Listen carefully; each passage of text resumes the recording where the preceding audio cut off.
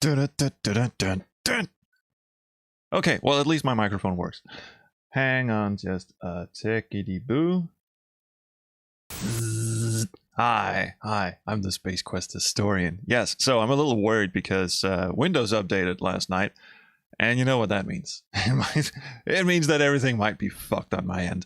We'll see. I've got Daniel Stacey in a Discord DM, and I'm about to call him up, and hopefully you will be able to hear him. If not, I might have to do some quick jiminy jiggities, which is the technical term, obviously. And if not, yeah, you know, shit, fuck it. I'm gonna call him up, see what happens. Hopefully you guys will be able to hear him. Hopefully I'll be able to hear him. Oh no. Oh, I heard something. That could be anything. What is happening?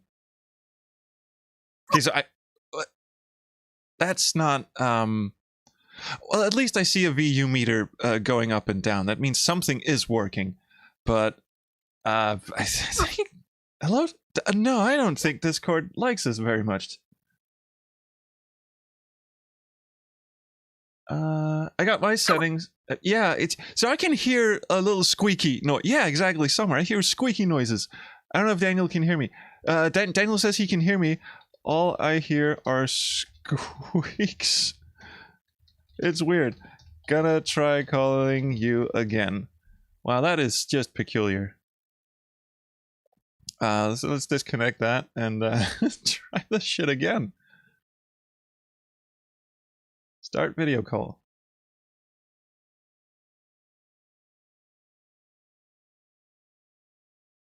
Now, if his mic was just barking, then at least I would get visuals. Ah, see, now stuff is happening. Hello. Hello, yes. There we go. Yay. The man, the myth, the legend. My fault.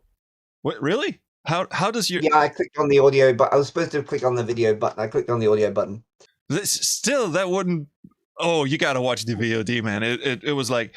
I don't know, it's like Alvin the Chipmunk suddenly decided to join in, but he was also having a stroke at the same time. Okay. Okay, so I'm gonna I've already got the game up, so I'm gonna share the screen with you. Here we go. You should be able to see the lovely... I may disappear all of a sudden if my just give me a second, I'll be right back. Right, sure. Yes. Everyone can hear Daniel. That's good. Lucy says I missed the murder shirt. You know what? I found it here the other day. I am gonna... Oh, and if you missed the murder shirt, I'm gonna have to take some photos of this because my niece is having a Halloween-themed birthday party very soon, and she wanted people to, you know, dress up for Halloween. So my wife went out and got like one of those white dresses, like horror movie white dress, standing at the end of a hallway kind of white dress, and she's gonna plaster fake blood all over it, and she got like like fake tattoos of scars and shit, and a creepy wig, and oh man, and all I could do is like put on my blood shirt and you know, a bit of makeup and black nails, and that's it. Really, she's gonna I don't know, knock us all out of the water. Came in on blood shirt. That was yeah. Yeah, cool. Yeah, so have you ever seen my blood shirt, Dan? I don't remember. It's and there are damn good reasons I don't remember. Well, it's a whole thing. It's a lovely white shirt that just has, you know, like a print of like blood smear on it. It was a Halloween thing, and I love it dearly. And apparently, people in my chat miss it, which says more about them than me, I think. You should immortalize it in a game. Yes. Now blood in an adventure game. What kind of signal would that be sending? Horror.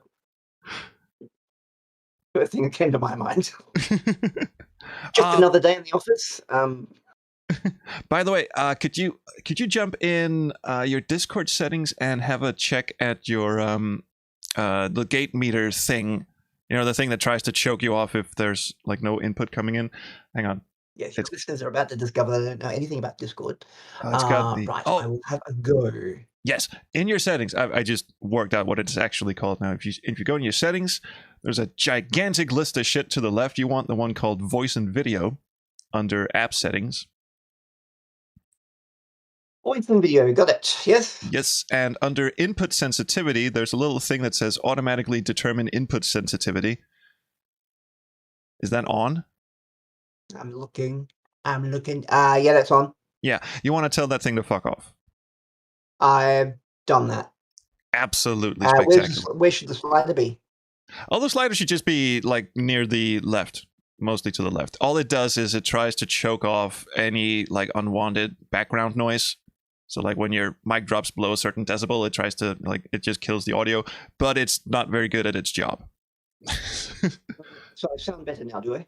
Yes, you sound way better. What it was doing was whenever your voice dropped like into a certain whisper or whatever, it would just kill the audio.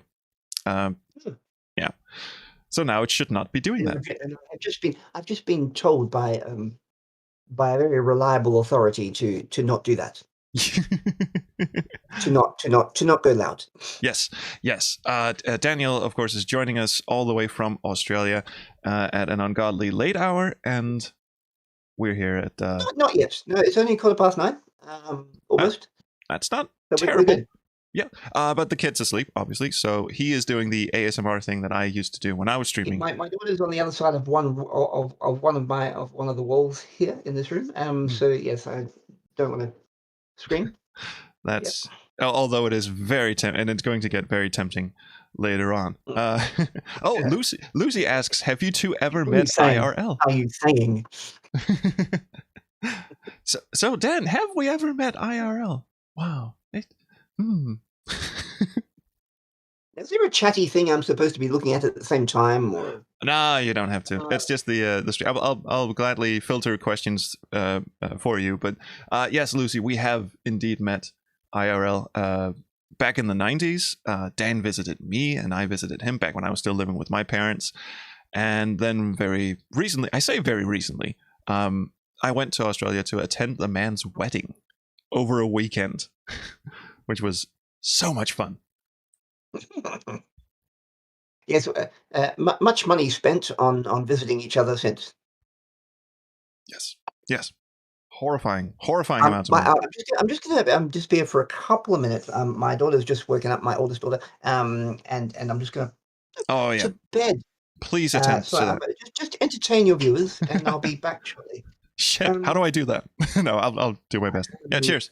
Tell the story. Sing that. Right, so we got some questions. Get the questions organized. Yeah, I got all the questions organized. It's all good, and we'll start playing in just a tick. And yes, I got questions in the chat. We'll be fine. Lucy says Daniel is not Australian. Oh, he's very much Australian. Daniel is from Adelaide in Australia. I'm not going to give you his precise location for obvious reasons. What state he's in, I actually don't know what the state is called. I'm not an expert on Australia, but it's Adelaide. Part 2 is missing from the playthrough. Very sad face. I think there's a secret playlist. I call it a secret playlist, but there is a playlist of all the King's Quest VODs, like streams that I've done. And the reason why it's secret is because most of the playthroughs that I've done of King's Quest were of the silent variety. That was back when I did not have an opportunity to stream during the day as I do now. So most of those streams are completely silent. There's no commentary, and there's not even a webcam until I think halfway through King's Quest 2 or maybe 3. And it's just, they're not that interesting to watch. So I keep them off, the public channel because, they're just, they're weird. Anyway, Lucy says he sounds English. Yes, please tell Australians that they sound like they're English. They love it. They absolutely love it. There's no bad blood between the English and the Australians at all. Why would there be? South Australia is the name of the state. Not very inventive about naming, I guess. Except when you go to Queensland, which has nothing to do with Queens, as far as I know. But anyway, the Adelaide accent gets confused for English a fair bit. we do have our other Australian. We have a lot of Australian friends in the SQH community, actually. But another very good friend of ours is Michael, who you remember did the voice for the bar patron in Space Quest the movie. That's not his like authentic accent. Like he put on a really like bogan Melbourne-ish accent for that part, but he does have a very what it's like when you see Australian movies and you're not from Australia yourself and you go, oh, that must be an Australian accent. That's kind of how Michael sounds. And then of course we have Darth Helmet, the father of lies, whom I've actually met once in Perth airport. That was interesting. Coming back from Daniel's wedding, no less. I had a layover in for like 3 hours at Perth airport, and he drove out to see me. Darth Helmet did, which was great. He brought the family too, and they must have been going, what the fuck is this? Why is there a bleary-eyed dude nursing a drink over in the corner? And it was fun. We had a good chat. But anyway, he's the father of lies because he claims that Police Quest 2 is the best Sierra game ever made. And he has a fantastic accent as well. Welcome back, Dan. I was just talking about Australian accents. Is that? Again? Oh, I was just talking about Australian accents. A person in the Twitch chat said that that you sound English, and then an Australian jumped in and said, "Well, the Adelaide accent does get confused for English a fair bit." I was just in a play where I had to do more of an English accent, and most of the audience thought I was actually English. So yeah, that makes sense. Brilliant. South Australians are yeah, we're just a little bit further along that line, I guess. Does that have anything to do with the not at all bad blood there might exist between the English and the Australians? Did they like when they shipped all of you off the islands? Did they stick you in Adelaide first, or what happened? No, I don't know. I've got no idea. It's quite fascinating. But I'm not going to bore you listeners with that one. But I just don't remember the term for it. It's quite interesting, like with all the people coming from England that would have been living very close to each other, but would never have visited, would have moved around very much. They would have so they had very diverse accents. So when they came to Australia, they kind of what's that word? Dialect leveling, I think it's called. Oh. So in order to sort of understand each other, everything sort of had to level out a bit. Yeah. But I still can't explain why. That is fascinating. Yeah. I'm a sucker for accents, and I love pretending that I can do accents. But the one accent I can never get right is Australian. Any Australian regional accent. There's just something about the vowel sounds that my mouth is unable to reproduce. And I was in another play where I had to do an Spanish accent. One of those. And that was hard because I reckon over 7 performances I went Italian, French, Russian. I went all over the place. I couldn't get it right. I couldn't keep it. That was a hard accent. Oh, it's terrible. We did the game, the All Demons Must Go to Hell game, and I had to put on a fake German accent, and I kept drifting into Russian for some reason. So anyway, given that, and not to stoke the fire, but given that Denmark's right next to Germany, and there are some similarities in some ways. Yeah, that's surprising, isn't it? Yeah, but the same reason, like Australian and New Zealand accents, most people in other parts of the world can't really hear the difference. We can. Yeah, I've made that mistake once or twice, and it does not go over well, particularly not with the New Zealanders. They seem to take more offense to it than Australians do. Yeah, no, we're happy to include them, and they just went, no, we're our own country. Piss off, yeah. We're fine. We've got the sheep. We don't need you. Yeah. I had I can make fun of New Zealanders because I had the pleasure of my parents took in an exchange student from New Zealand, so I've actually been close to New Zealand culture for a year, a full year of my school year. He was an interesting character. Oh, that's when you went. Is that when you went to the US? Oh, no. That was actually when I got back to Denmark. My parents were so happy to get rid of me for a year that they started taking in exchange students. So we had one from New Zealand, and then we had one from Australia. I didn't know about the Australian one, or either, actually. Yeah, yeah. There you go. Must have been during the Dark Ages. Yeah. Well, at least you understood the language by then. I was able to make sense of it. It was tricky at times, but I think we got there. So I could talk to you all day about just random shit, but the reason why we're here today. Not why we're here, is it? No. The reason why we're here is that once upon a time, you wrote a game, and the game was. Yeah, I vaguely recall that you wrote a game.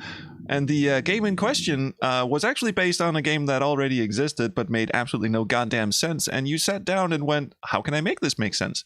And that game was King's Quest II. I mean, with complete respect, I mean, these were very early adventure games, and they, and there was nothing like them out there. So let's just say that straight up. And so they were revolutionary and all that stuff. But, you go back and look at things and you go, yeah, we could do something else. Yeah, I honestly really appreciate the level of effort you went to, to actually get this. I mean, that first title screen with King Quest II, that was just ripped off King Quest V, I think. Yes, it was. And it's been reused a couple of times. I think King's Quest VI. This is ours. Yes. This is cute, and the whole romancing the stones thing, we've been over that. The original title was, of course, Romancing the Stone, but of course, no, was it? No, Romancing the Throne, sorry. And then I went back to Stones because of that parody of the Michael Douglas, Kathleen Turner movie. Yes. And it's apparently a jeweler's term, like when you polish a rock to turn into a piece of jewelry. Can you turn your game sound down a little bit? My game sound, yes. Yeah, is that possible? Oh, I wonder if that actually works if I go. Oh, hang on. I'll open volume mixer. I have to do that in my Windows. Oh, it's right near the. Does that change anything? I can hear you. I can't hear the game. It's all good. I just couldn't hear you very well. Is that better? Yeah, I don't need to hear the game. I've been there. Might actually just kill the game audio entirely, but anyway. So as you can see, you've got quieter now. That's good. You can see from my save game list that towards the end, my third game, I'm not reading the next one. Even you attempt. How high were you? I don't know. I think I can guess where you were there actually. Jemmy McJimface. Oh, the stone. Yeah. Fuckface McGee, I think might be the one under Jemmy. The one under Jemmy are you having a go at Emma Thompson there by any chance? I would never presume to. No, I just because I'm sticking gems in someone's face, so I'm assuming that his proper name is Jemmy McGemface. I like it. Okay. I'm not entirely sure who Fuckface McGee was. I think that might have been. Oh yeah, that dude. That dude is Fuckface McGee. I'm going to ask you a question about this. Did that make you jump slightly when he walked across the bridge? No, when he tripped and fell into the bridge. Yeah. I was actually gonna go. No, it didn't so much make me jump, but I did go. Oh yeah, you had to do that, didn't you? I knew it was coming when I was beta testing it, and because there was a sound effect that I hadn't heard from, I went. Excellent. I mean, I'll say this. I wasn't expecting it. I absolutely wasn't expecting it, and I was delighted that you kept it in. Sorry, guy. Yeah, I was going to say in the original, it was it was one of those, it's just an example of like getting rid. The same with King Quest One. It was the getting rid of the dead ends. Yeah. Because if in the original, if you walked across the bridge several times, or a set number, I think it was 7 times. I don't know. Then it would just collapse. It didn't matter if it was right at the beginning of the game and you'd walk too many times, then you'd stuffed it. Yes, yeah. Exactly. And then it's such a dig because you had the exact amount of times that you needed to cross the bridge in order to win the game. And after that, it would collapse on you. So if you went back to check one of the hints from the door or whatever, then you'd stuffed yourself. No, I love the Williams. Let me just say, I love the Williams, but that's just unnecessarily cruel. Yes, it is. So anyway, this whole section, by the way, near the end, there are a lot of like timer stuff and a lot of action stuff, and I actually don't mind any of them. It's very rare for an adventure game to get quick reaction things right, and I think for the most part you steered clear of all the trappings, except for one or two like pixel hunty hotspots. Chris was constantly I can't remember what the code was, 'cause I can't tell you about AGI code, you know better than I do. But yeah, he was constantly always tweaking the timer on time sequences.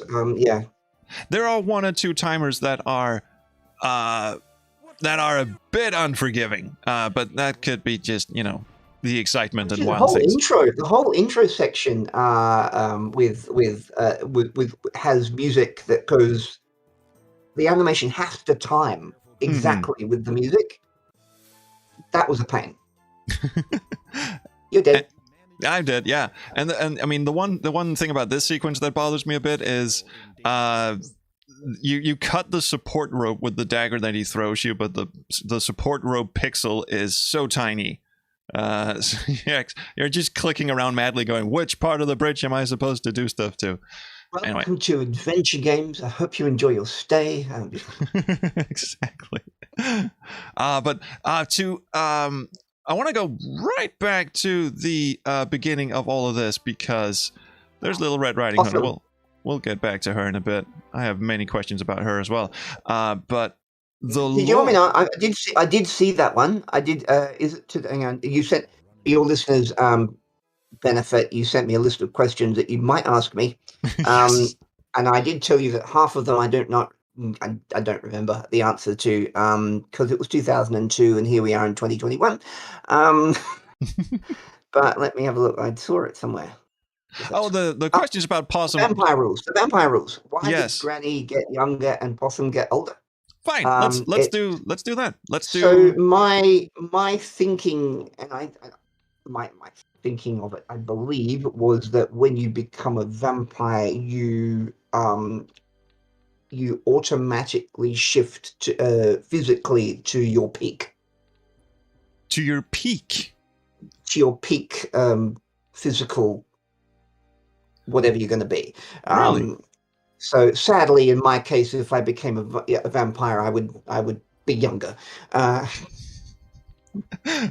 so in Possum's case, her peak would be a young woman. In Granny's case, she would come back to being a younger woman. So that was the idea. And Kaldor was apparently already in his prime when he got sired by just a random bat. Mm. There you go. He might be he might be in a different case because he's. I'm going to go with that. Yeah, I didn't thought that, but yeah. These are. This is the first time I've heard these vampire rules. I have to say, I've never heard of a vampire. Like, I just made them up. But it did sort of boggle my mind. Another question was, because apparently Kaldor was watching over Granny, whose name I conveniently forget, but just waiting for her to like be at death's door and then take her, for reasons I'm not entirely clear on, but you know, just out of courtesy, I think. You'll have to go back in time and ask 2002 me. And even so, he's also abjectly shit at his job because Graham has to come by and tell him. Secret. This is something I'm immensely proud of this sequence of turning Possum into an older vampire. Chris hates it, but I'm very proud of it because I just really, yeah. The crown suits her, doesn't it? I just it's good for shock. Yes, it does. It's good for shock value. I mean, I'm not like fundamentally against the idea of vampires changing their age when they become sired or whatever. It causes a bit of confusion, I think, because that's not like how normal vampire rules work, I think. But I'm not an expert, so I mean, creative license. Vampires are made up. Oh, are they? Fuck. I should have guessed. It's funny, like I was in a writers group once, and I was working on a fantasy, unpublished to this day, and I was getting criticized by the group about how it wasn't fantasy in tone, but by that they meant it wasn't Tolkien in tone. Oh, And the I think, narrow-mindedness. but yeah, and I think like it's fantasy. You can do what you want. Yes, As long as you stick to your own rules, it's fine. that is true. Now, one question I do have about all of this vampire business in King's Quest II. I accept your explanation about the peak and all of that. Fits into whatever rules. My question is, why was Caldor sired in the first place? Did a random bat just fly out of nowhere, or was there something more sinister behind that? Sorry, could you repeat that? Because you might be testing my memory. So there's a cutscene which I Oh, can't. okay. Is there? Yeah, Very there's a I can't remember. I should have a save game near it. Anyway, there's 19 years. This is 19. No, I wrote this in 2001, so this was 20 years ago. Yeah. What did you have for breakfast 20 years ago? I don't know. Not King's Quest. The crab says, "Can you explain exactly what this game is?" It's the I ate King's Quest for breakfast. Oh wait, they fucked off, dude. This could be. You might have gone before or after that. Yeah. Start the cutscene. But the other thing I'll say is that they're vampires, and they're running on a different set of moral codes. They do, yeah. The cutscene shows that Count and Countess here were out walking as normal humans usually do, and then a vampire just swoops in and bites Caldor, and then he turns into a vampire. But why the bat just went for him is, as far as I know, never explained. But I guess it was just a. In fact, I mean, like, why, it's the same as, a tragic accident. Why was there that person in the middle of the road, and why was there a bus coming? Right. Okay. Because it could have been like I blinked and missed some sort of connection with the werewolf monks or whatever. Like they sent something. I don't know. I know. He might have been the wrong person. Everything has a beginning, and sometimes that beginning is just bad bloody luck. Right. Oh shit. Meowing Kittens in the chat says that Caldor at one point says that the Brotherhood set it upon him. Okay, sure. Then I missed that. Idea. Let's go with that one. Let's go with that. Yes. Let's do that. Right. Let's just yeah. Good. There was another question about now that we're in vampire country. There was another. Oh yeah. Why did Caldor sire Possum just in the same breath as Granny? Why did he let Granny get all the way up to the end of her life, but just bite Possum right off? Did he not want Possum in the system, so to speak? I'm not sure. I don't know. I'm wondering if there was something to do with a danger to both of them in relation to the Brotherhood, but I don't remember. Possibly. I mean, she is an orphan at this point. Her parents were murdered by the Brotherhood, or at least murdered by someone. And she tells you the Brotherhood was still out there. He wasn't going to leave her to die unprotected. We should just have Meowing Kittens in the chat. No, just kidding. You address the elephant in the room there. The Brotherhood are basically, they're in a church, and there's a crucifix on the church, and they're werewolves, and obviously not very nice. Is that a dig at religion? I'm not going to answer that question. But possibly. Possibly. But yeah, okay. So the implication here is that Possum was absolutely fine running around in the forest as long as she had Grandma immobile in her cottage, guzzling soup and taking naps to protect her. Yeah, okay. Yeah. I'm just anyway.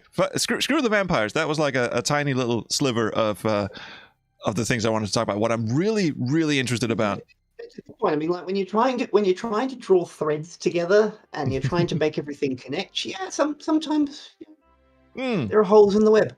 I'm I've just the fact that you got a cohesive story out of this thing is impressive in its own. So I'm like, you know, I was trying to respect to the original in the sense that, okay, here's all these otherwise disparate elements. How can I connect them all together and make them feel like they all belong to the same place? That was what I was trying to do. And I'm really, really impressed with it. What I'm most impressed with is, and this is something people told me when I said I'm going to play King's Quest II VGA, and they're like, "Oh man, you gotta make sure to read all the lore, and you gotta make sure to go to the library and read all the books and shit, because the lore in this game is fantastic." And I gotta admit, they have a point.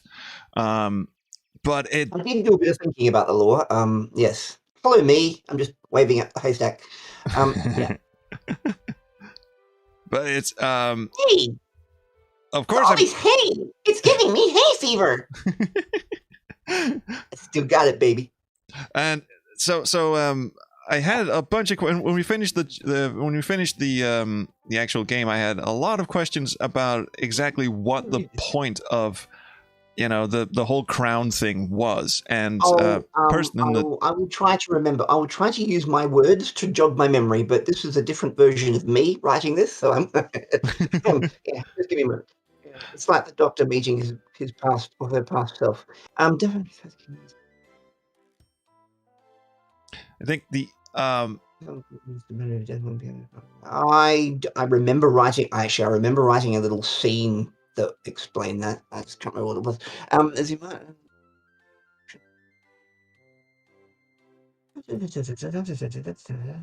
Oh yeah. Yeah. Right. So what's the question? Right. So the question, I think the main question for me was that all this time, Satan himself, in the guise of the Prime Minister Jerwayne, is after the crown, the father. He's after because that he is actually Legenimal's brother. Okay. Did really? Okay, well, you've already blown my mind, sir. Didn't even get to finish the question. You already blew my mind. That's a bit of remember. That is like, I don't think I spelt that out there, but that was the idea. Yeah. Alive after all this time, his brother turned himself mortal for the good of the realm. I'm just having memory bits floating in. He was one of the first. This is my own lore that I put on top of King's Quest, like an arrogant little shit that I was then. Not now. I'm sorry, Roberta. I'm very sorry. No, it actually works. So the idea was that there was like so the Daventry was an older realm, and it was settled by called the First Wizards, and they were the first descendants of whatever powers came there in the first place. And there we go, Mogailen. Gawain is Mogailen. Oh, cool. Was also presumed killed, but actually not, and he wants to be. He wants to have the powers that his brother had, and he needs the crown to do that for something reasons. The loyal first knight and successor. So Granthathor was the first non-magical human king, and that's why I gave the ship name that Graham came on, Granthathor. That was why I did that. Have I just explained the entire idea of my forthcoming plot that never eventuated? Let me have a look. If you can see the power of July. Great to have okay. I mean, trying to explain Gawain's motivation here, aren't I? Yeah. That's the one I was really wondering about. Apparently, it's really important that the current holder of the crown willingly gives him the crown. That part is really important. You had another question about that, about why does he want to kill Graham in that case? Yeah, that's a different one. Yeah. But I have a feel, and I don't remember, but my thinking about that was that because Graham doesn't have any heirs, my made-up hierarchy was that if Graham goes and dies, then the crown would automatically pass to the next available person who happened to be his right-hand man. Right. Yeah, but that was my thinking. I guess that begs the question. I don't know if that's how monarchies work. I've got no idea. But I mean, that does beg the question: why didn't he just kill him himself? I mean, he's already infiltrated the castle and the royal ranks, and he could just pillow smother him in his sleep. Just look better to just send. I think it was actually. I've got a feeling that Gawain actually caused the mirror to show Graham the image.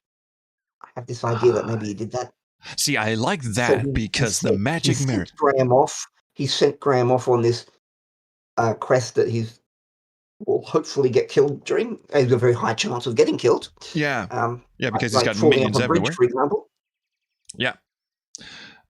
And I like that you say that he can manipulate the mirror, because in my little head canon when I was doing the King's Quest II videos, or not the King's Quest II, just the King's Quest videos in general, is that the magic mirror is fucking evil, and it hates everyone. I think Gawain actually, there's a line that he says before he leaves and the mirror turns on, that indicates that it's something about reflection, like you should reflect on your blah, blah, blah, blah. Like he's sort of trying to tell Graham to go and look in the mirror so he could... I think so. I think I put a line in there for that. Right. Why do I remember that? Well, that is a very good question. I'm just going to roll the intro so we can have a look at this. But for the first time. Meanwhile, in the Twitch chat here, Meowing Kittens just reminded us of a question that I should have put down but actually didn't, which was that the crown is not actually the item, like the ultimate goal. It is something that's only referred to as the item. So apparently the crown will lead Gawain to an item, then something ultimate power. Yes, that's correct. It's like a beacon. Right. Yeah. So what is the item? Is it like... Well, if I had written the game that I was planning to write called King's Quest Ascension, yes, I would have got to that. Okay. And I did plan it out. And then it disappeared on some hard drive. I don't know where it is. That sounds familiar. Does that sound familiar? Yeah, it does. Yes, it does. So the game actually opens with Satan coming into Castle Daventry. Now, of course... I should say about Gawain, he's mentioned in one of the King's Quest... yes. Manual. King's Quest II manual. Yeah. So I just picked his name out of that. Yeah. And it's beautiful. Now, is he... Now, I keep just sort of... Yes, Minister joke. My apologies, Gawain. Yeah. I'm sorry, what? Necessary, Your Majesty. It's a British sitcom called Yes, Minister. Oh, right. Yeah. Oh, I've seen that. Which I love. I've been watching YouTube clips on it. It is still relevant. Yes. The completely imbecilic prime minister and his right-hand man, ably played by that dude from Demolition Man. Wonderful actor. And the stupidity of politics. Yeah. Yes. Oh, it's beautiful. It's beautiful. And yes, he does remind me. There are 3 versions. Tell me if I get too loud, because my wife will tell me off. So I'd rather you tell me off first. You're fine. There are 3 versions. I wrote 3 versions of this. One was like a middle version. No, that one was a very basic version, and then I sort of wrote a longer version, then brought it back. I don't think I brought it back enough. It's quite wordy, and it goes on and on and on and on and on and on. So if I had the chance to do it again, I'd probably just cut it down. Now, it's an interesting premise. Now, knowing what we know now is that Gawain is the father, and he wants Graham's crown, and he's trying to send him off on a suicide mission. Cool, we're on board with that. Now, it's ballsy of him to send Graham off on a quest to sire an heir, which would completely fuck his plan up. Like, if that actually... You've actually got there. It wasn't supposed to actually succeed. It's how these things go, isn't it?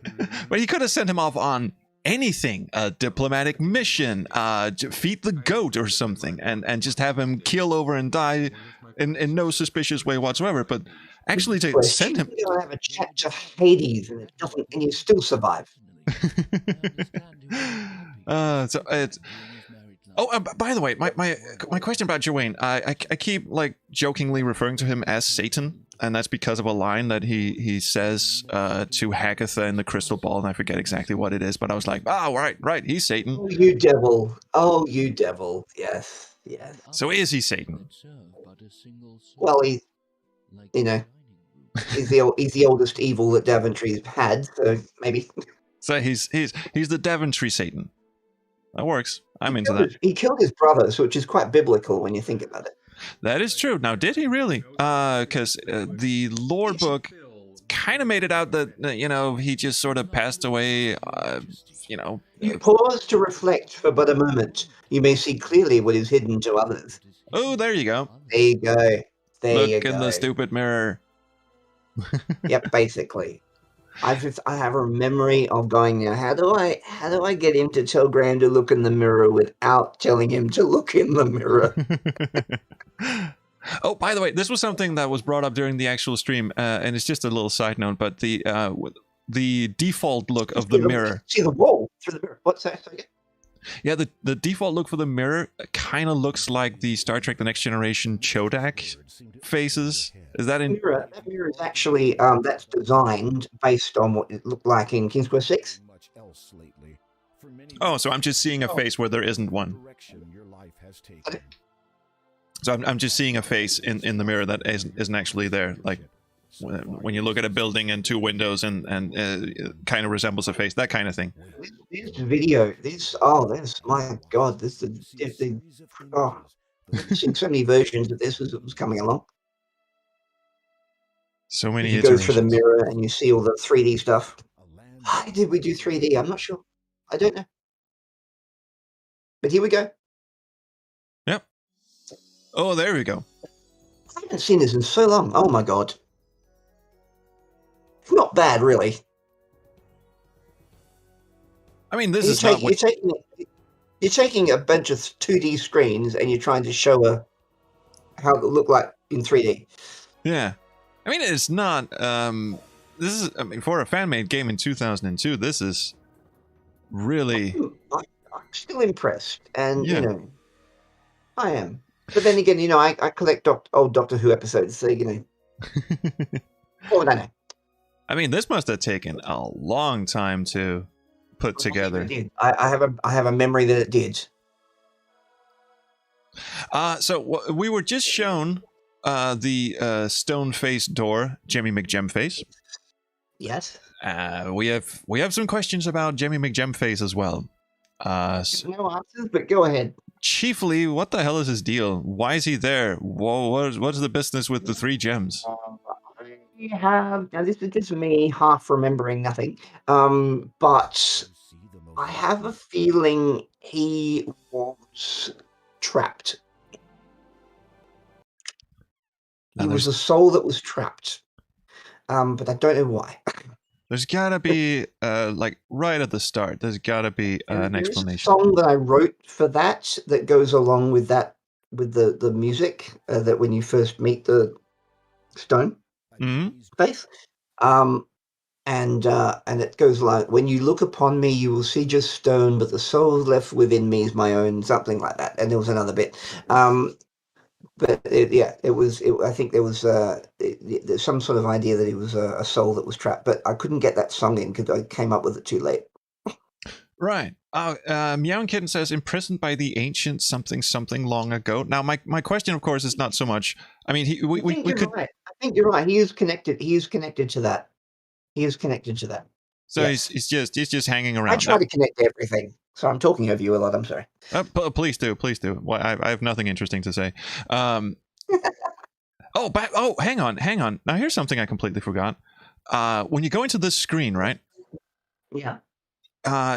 This tree in the middle is like very obviously a sprite that's been inserted into the background, and I kept walking past this and going, something is going to happen to this tree, and nothing ever did. Am I missing like an Easter egg or something? Yeah, Chris, yeah, it didn't work, mate. Sorry, you just plonk a tree in the middle of the screen. You've got to work harder to make it look like it's part of the screen. Okay? I'm sorry. Oh, so it's just like, okay, we need something extra to stick in the screen. What are you paying yourself for, man?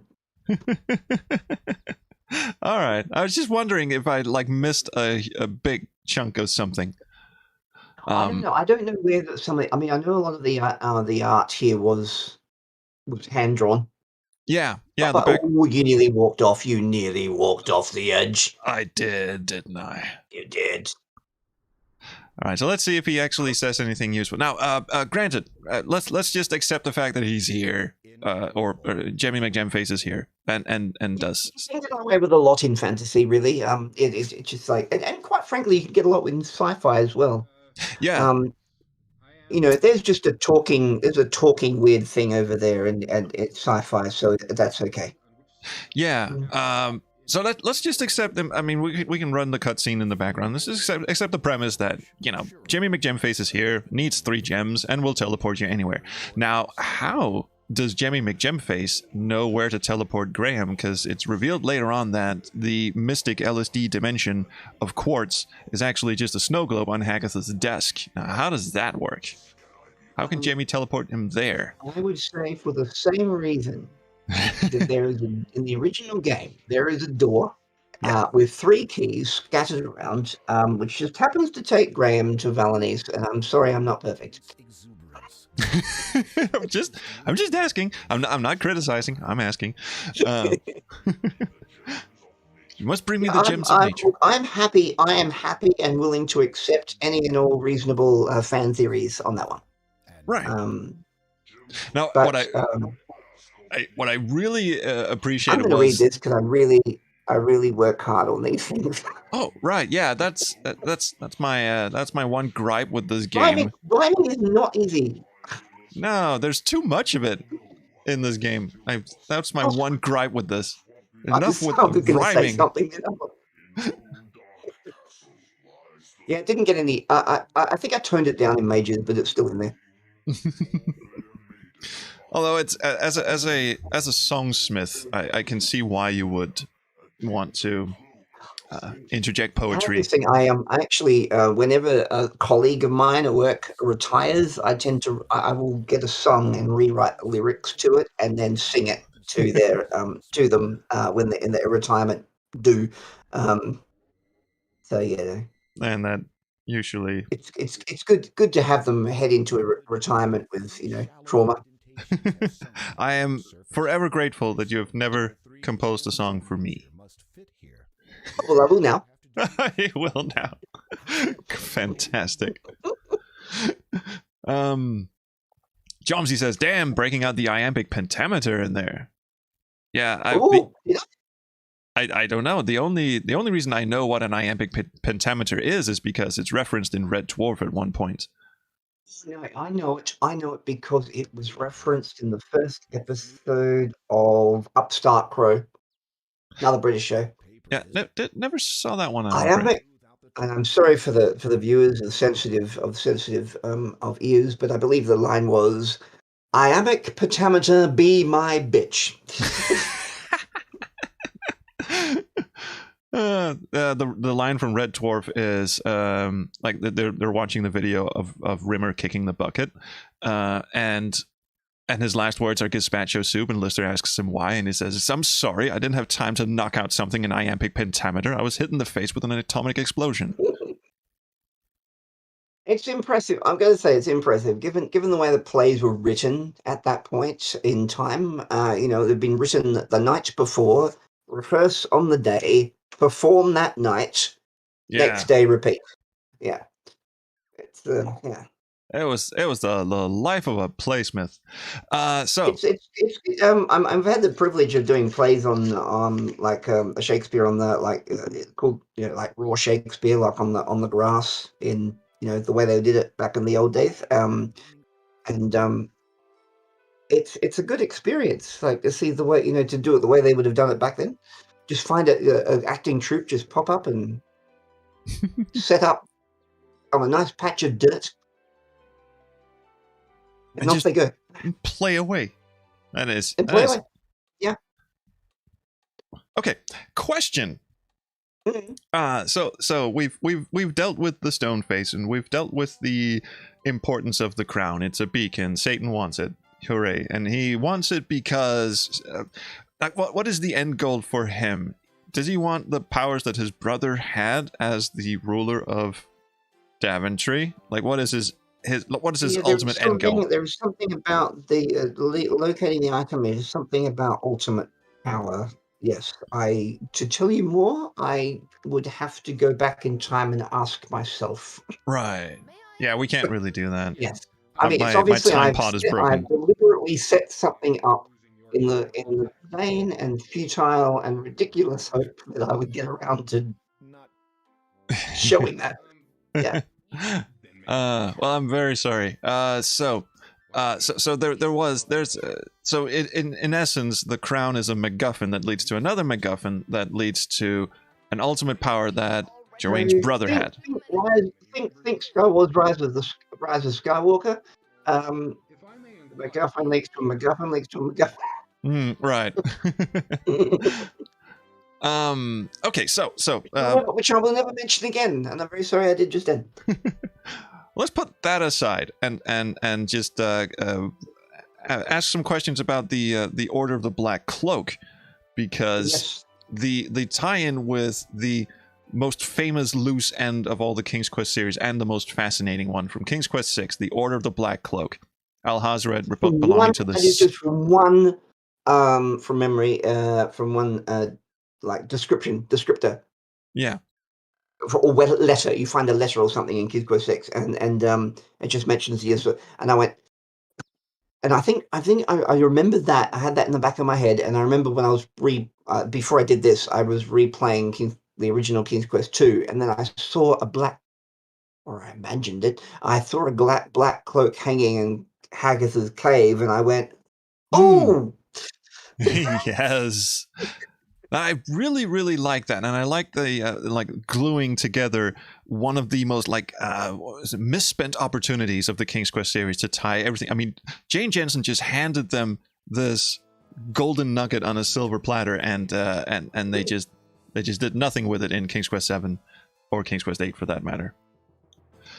My question is, of course, so in your lore, the father is the head honcho of the Black Cloak Society.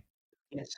And his ultimate goal is to get the Daventry crown. So all the basically a bit ambitious, but I basically tried to link all the main villains into the Black Cloak. Yeah. So like what's the name? God.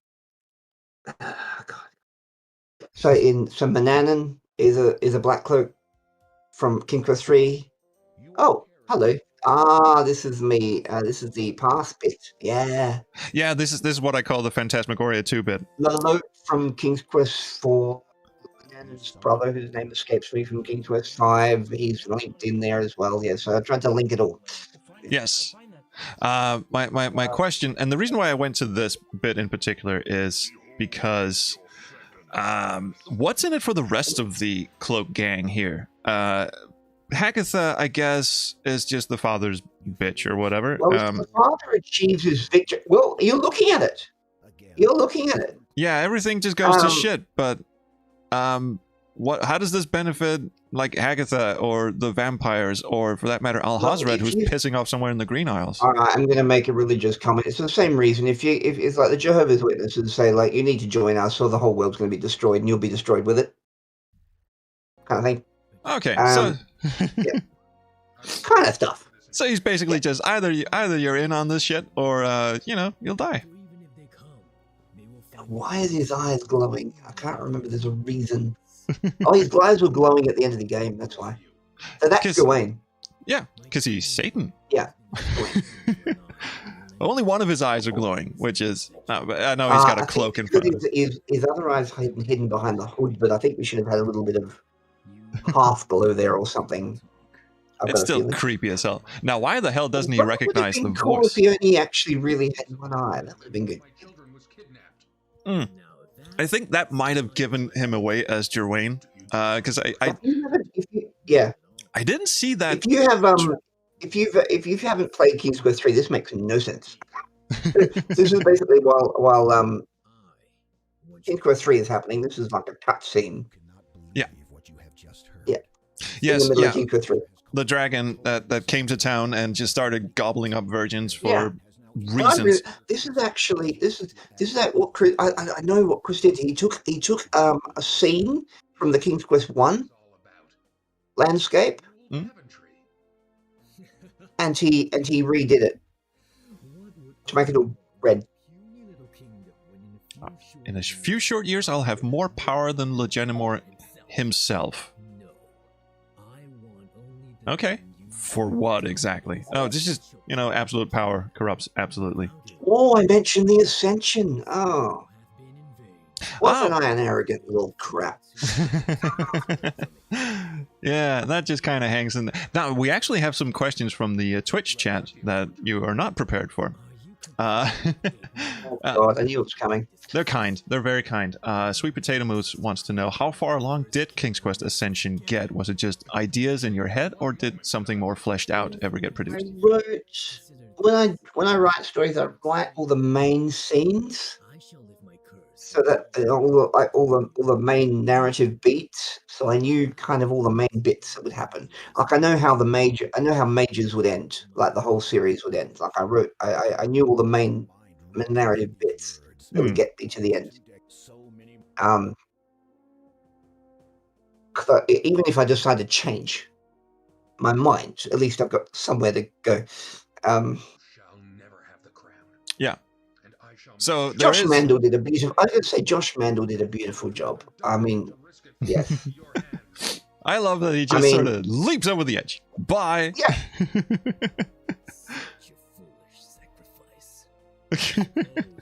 That was great. Of course, Graham did not do this because he was there at the end of King's Quest 3.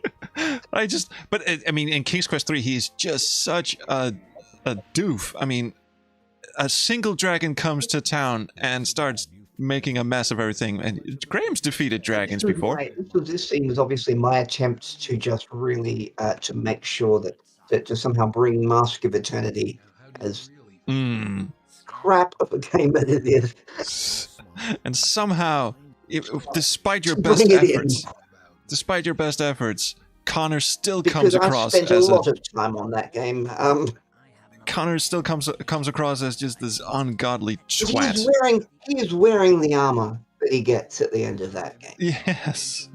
By the way, I wouldn't know because I played the entire game as Nude Connor. As what? Nude Connor. There's a nude code. Well, actually, there's an Easter egg that turns him buff naked, and it's the most powerful armor in the game. Good on you. I'll show you later. Okay, another question was from Meowing Kittens. How did the dragon get hired by the father? Like, did the father just go up to a dragon and be like, hey, for the pay of 1 maiden a year, you can go invade this land? He's extremely powerful, so, if you can do what he does, then you can tame a meager little dragon. Meager little dragon that can lay waste to an entire kingdom, including... You gotta remember, he's not human.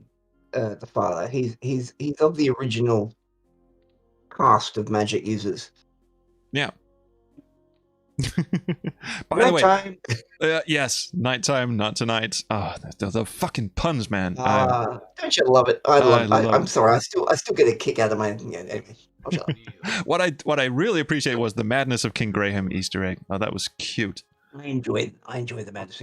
It's only available if you get the other options. Yes, and I actually got footage of it, and I also got footage of the Batmobile Easter egg, so I'm pretty good, I think. The reason that's cool. I had to. This was my attempt to go. Okay, well, Graham by Mask of Eternity is exactly where he was at the beginning of King's Quest 2. Yeah, because his kids have left. Yeah, his whole point of going and in King's Quest 2 was to go, get married, have kids, and have an heir, have heirs. But they all buggered off. Yeah. Now, where did Rosella? Rosella came back to Daventry in King's Quest 7. She did. And in King's Quest VII, she found another bloke. Yeah.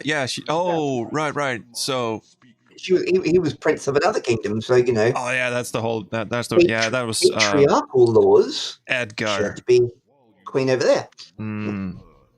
So basically, everything you accomplish in King's Quest II, whether it's your version or the original, is all for naught.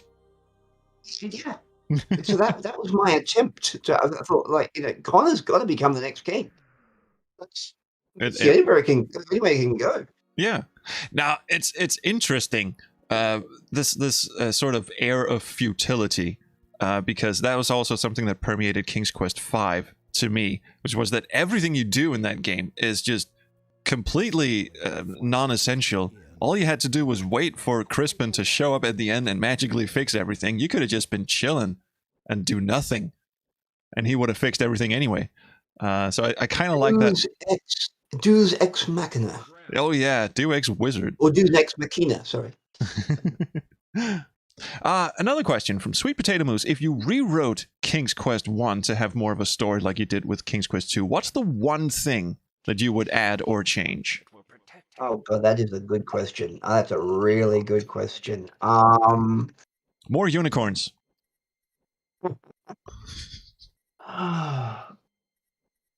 If I went back, I'd probably.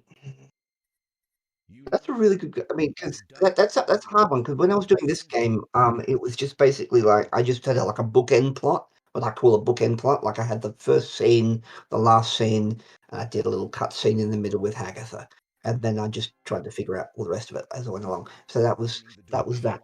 So I'd probably do it the same way. I'd probably look at King Quest 1 and go, okay, I expand on the beginning parts, and I guess knowing my thought processes, I'd be going, okay, well, why are these objects here, and what, and this character, what relation to I suppose I bet you probably go. Now you got me thinking. Whoever wrote that question, you're a bastard.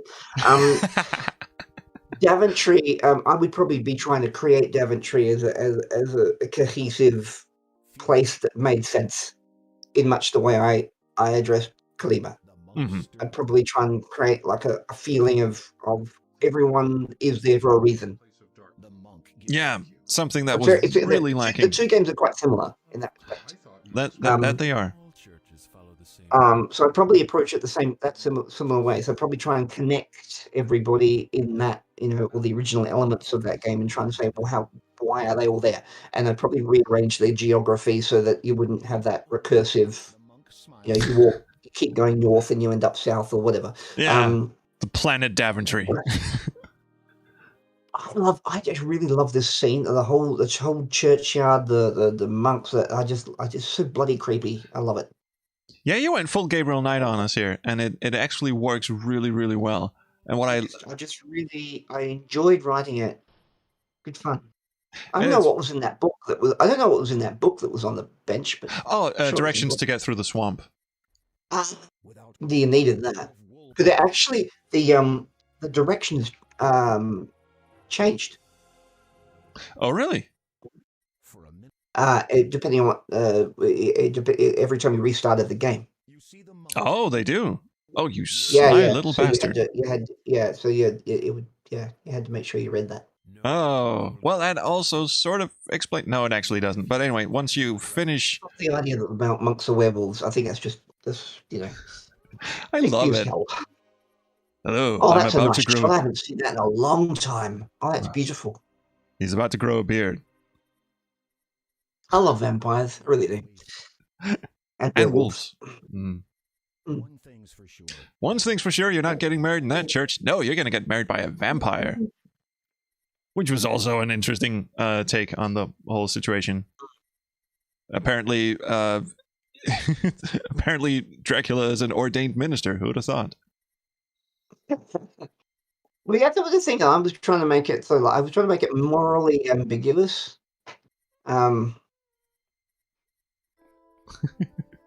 Yeah, you got. There's another question from DC Frank. Hello, Daniel. Are there any other Sierra games that you would like to rewrite? Maybe a new story for Space Quest or Police Quest?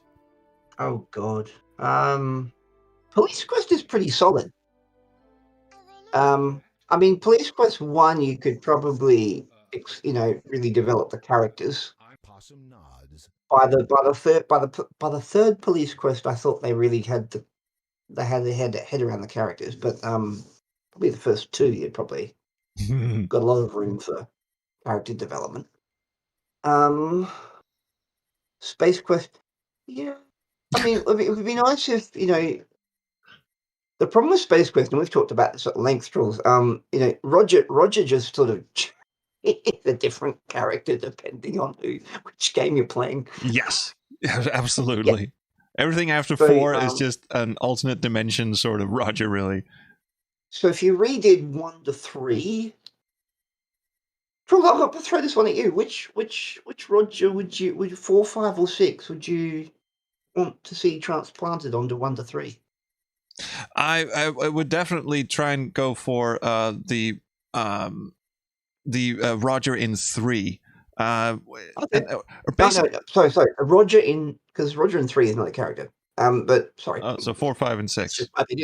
4, 5, 6. So which of those would you put to 1 to 3? Oh, definitely 4. Definitely 4, because 4. With 4 we still got the unspoken rule of Roger being a clever but sort of lazy character, a path of least resistance kind of character. 5 made him bumbling, and 6 made him like really angry for some reason. 5 made him angry, yeah. Oh, they were trying to convert him to Kirk in a way, wasn't they? Even though his enemy was Quirk. Yeah. Now it's 5 made him like a bumbling fool. Oh, is that Caldor as a young person? Sorry, I'm just trying to remember. This should be on the wall. Oh, I think that's Caldor as a young person. Yeah. There we go. Yeah, that's supposed to be Caldor as a young person. Nice. And also, I remember, you talk to anything. I'm pretty sure I bloody well. All right, we need for it. We need soup. Oh, tasty soup. I remember asking Tom for "No Place Like Home" for that song. Be it ever so humble. Sorry. And him telling me that it was fine because it was copyrighted up the ass. It's in the community. Yeah. Oh, it's in public domain. Oh. Yeah, that's the word. Right. Awesome. Okay, so a quick question again from Potato Moose. How serious were you guys about doing an AGS demake of Mask of Eternity? I didn't even know this was in your cards at any point. Do you know? I would accept that we probably talked about it. Yes, that would be good. I mean, that would have been excellent if we'd done that, because that would, yeah. But I think that there were makings of a good adventure game in there. You'd have to do a lot of work in there. You'd have to add some characters. Yeah. Oh, dude, I had the same idea after I finished Mask of Eternity, was that you could actually make a really good, proper adventure game out of this. It's a shame no one did. I think there was the idea. I think I don't know how much Roberta Williams had a say in what went on. I have a feeling not much. Yeah. But there were parts of it where I thought, oh, this is like when you were going to Daventry Castle. I just thought there was just a hint of, this could be so much more. Mm-hmm. Yeah, exactly. And just all the worlds felt a little sort of empty, but I like the idea of these interconnected, nested worlds, where where everything just has been slightly corrupted and slightly gone a bit to shit. And if you redid Mask of Eternity, I'd probably send Connor to different worlds that we've already seen, like in different realms, like Klima. I'd send him back there, and I'd send him go and explore those sort of areas, and Oh, do you know what? I actually had an idea for a Space Quest fan game that's along those paths. Like, you would play as Roger Jr., and you'd be sent back to different Space Quests in order to set up different scenes from the original Space Quest games. So, like, you'd be sent back to put the gem in the underground cavern in Space Quest 2, and you'd be sent over to Georgie Jr. going through time to make sure that things were the way they were supposed to be, so his father survived. Yes, exactly. Yes, I like that. That would be a fun. Let's do that. So, Jules, we need to make a game. We do, don't we? We've talked about that so many times, and we've never actually done it. Look, we're in our 40s. We've still got time. Yeah, that's true. Oh God, we're not dead yet. we even had a Space Quest game that we were planning to do with the provisional title of Beatrice Dies. So we were going to explain the line from Space Quest 4. Actually, I have had another idea, but I'll talk to you about this afterwards. Remind me. Okay, I'm happy to hear that. Yeah, we were brainstorming how to explain away she was quite beautiful from Space Quest 4. That line that implies that she's no longer around. Yes, and we never got to the point in the series where we found out what happened. Yes, I'd forgotten that. Yeah. Oh, I had a whole story outlined. And you wrote a couple of chapters. She was either disfigured or she died. Disfigured is the one maybe you're not supposed to think of. Yeah, I don't know if I should spoil it, actually. You wrote a couple of chapters as if it were a novel of this story outline that I still have somewhere. But at the end, I think...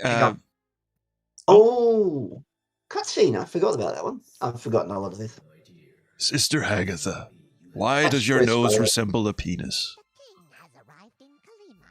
It does, doesn't it? Someone in the chat when I was playing this said that her chin looks like an ass and her nose looks like a penis, and I can't unsee that. God, I'm trying to be really overly verbose here.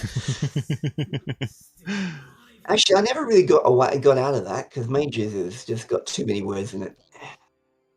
Your voice acting budget must be fantastic. I really would love to go back and pull a lot of words out of that.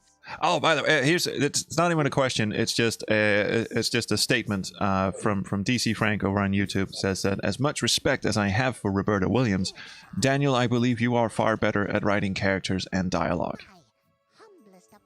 That's very, very kind. Thank you very much. That's a lovely thing to say. But, I will say this is on the back of someone else's hard work as well. So credit is where credit's due. Right. It is fun to build on something that existed and then try and sort of mold it into your own, but still pay enough respect to it that it doesn't stray wildly from the original. I remember really enjoying working on it. It was just fun. It was just fun, and it only took us a year from start to finish. Yeah, I started this in 2001, and by 2000, a year later, this was out. So yeah. One of the pickets has fallen. Wait, what? I never found this when I played the game. The fallen picket. Can I stab a bitch? I've got a feeling that is a stake type object that you can possibly try to use on Caldor. Yes. Right, because I tried throwing the crucifix in his face, and he was like, "Dude." In the original, you just go up to Dracula, and stake him, pound his ass. If you have a problem if anyone has a problem with Graham drawing his sword, which any adventurer should have when they go into a strange land, in my opinion, then good to remember the original version had Graham staking a vampire through the heart. Yeah, no questions asked, just boom, off you scoot. And also, I like that there's an alternate solution. You don't have to stab anyone in this game. You can do the Wolfsbane thing, and that scares them off. Yeah, there are options. But I just really wanted Graham to have a bloody sword because it just did not make sense. It makes sense if you suddenly transported somewhere and you didn't know you were going, and you don't have a weapon. That's fine. But if you're heading out take a sword. Yeah, exactly. No, but I just remembered. You actually do have to kill the werewolf leader. There's no way around that. But then again, he did corner you, so that's kind of on him. You have I love the all this night sequence stuff. I thought that worked really well. It was lovely, moody, atmospheric, heavy, tense. Yeah, like Gabriel Knight too. Keep harping on that. So DC Frank says, if I was making Space Quest 6, I would make it where Roger was celebrated for what happened and offered command of the Goliath. And then he realizes that the Kirk life isn't for him, and he goes back to being a janitor again. I don't know. If I was making Space Quest 6, I don't know where I would have gone with it, actually. That's interesting. Yeah, Space Quest 6, yeah. It felt Space Quest 6 almost felt like an aside. Yeah, it makes sense. It does.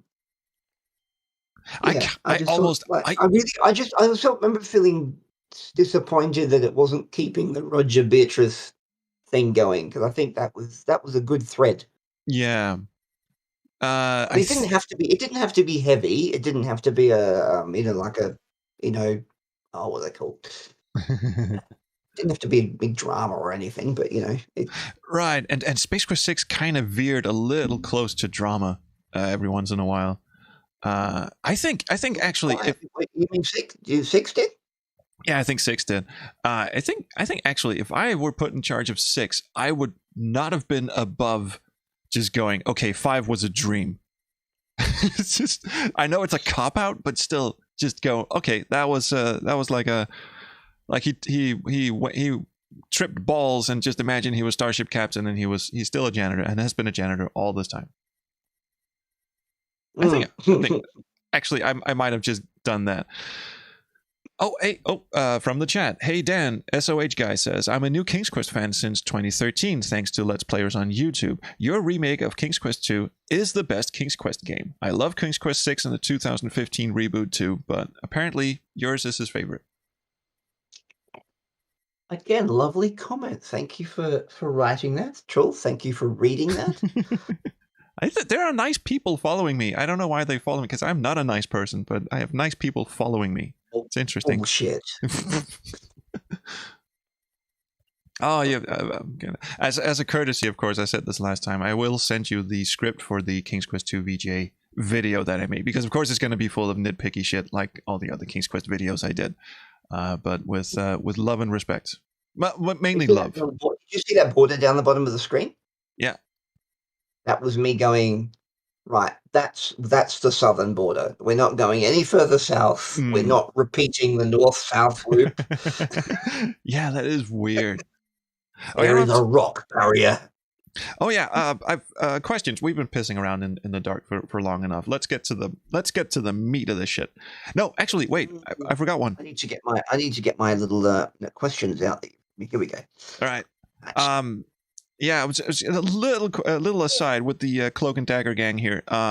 What's Al-Hazred's business in King's Quest 6 then? Because if he's part of the Cloak gang, what's he doing pissing off in the Green Isles? How does that benefit the father my at all? idea is every member of the Black Cloak is this is me just attempting to remember something. Every member of the Black Cloak has their own little mission of creating to dominate their area. Yeah. Right. To control their area. So it's not lightning.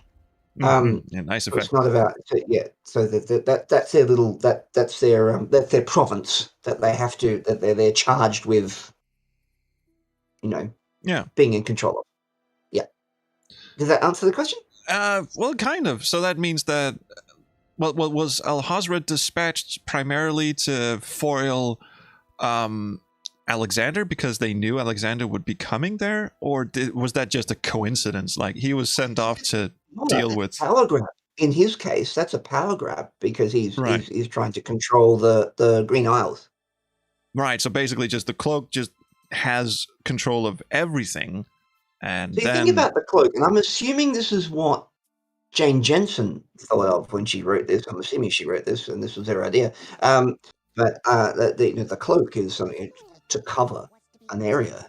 So you've got the Society of the Black Cloak trying to control different areas, and politically, I guess, and therefore to with a grander idea, Right. to it's very Witcher, actually. No, that makes sense. That makes sense, actually. Okay, so Al-Hazred is basically just off making sure that that all the bases are covered in preparation for whatever Jerwayne has in store. Okay. Yes, and in my lore, the father is preparing everything for the Ascension, where he can attain total power. Right. Yeah. Okay, so let's get to the meat of the thing here.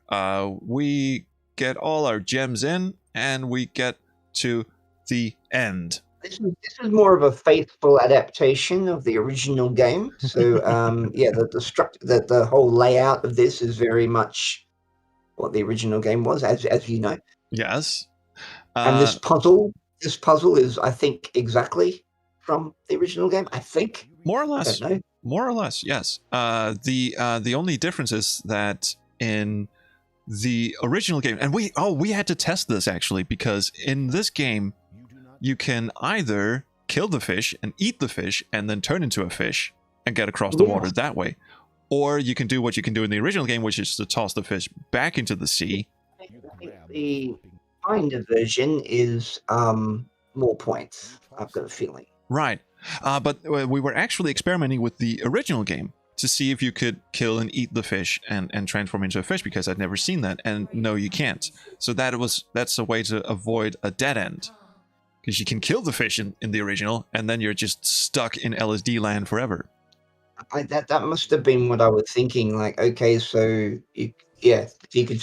I was thinking, okay, you could still do that, but how do you keep going? Yeah, all right. Mm-hmm. So the whole fish feeling gratitude for not being killed, even though he was just captured by this idiot with a net, is from the original. So I'm not going to ask you about that. It makes no goddamn sense. It's in a snow globe. There's no logic, and I've just answered every question you're going to ask me about these things. Excellent. God damn, right. Wait a minute. Brandon is asking why we're not checking out version 1.0. I will do that later. I just thought, when we're wrapping this shit up, I should. Brandon, can I just take a slight sabbatical for a couple of minutes, and I shall return? Absolutely. Please, thank you very much. Have a good one. Sweet potato mousse. Did I ever find Mananan's letter? I didn't. Is there a place in the game I can restore to, and we can go and have a look at that letter? What would be a good place to do that? You said it was the bird cage, under the bird cage. So that one must be under Birdie McBirdface, right? Yeah, so let's have a look. The cage has a cloth draped over it. You remove the cloth. Can I have a look under the... Looking at the bottom of the cage, you see a letter has become stuck to it. I actually can't hear the game. The game... This is so fucking stupid. Hang on, just give me a brief second here, because I think... Yeah, my OBS just kind of bit it. Let me just see if... As you look at the bird, I can hear the game now. Okay, cool. So I'm not going to read the shit out. I'm just going to have the narrator actually read the letter out for me. The paper is slightly crumpled and dirty, having somehow become stuck to the bottom of a bird cage.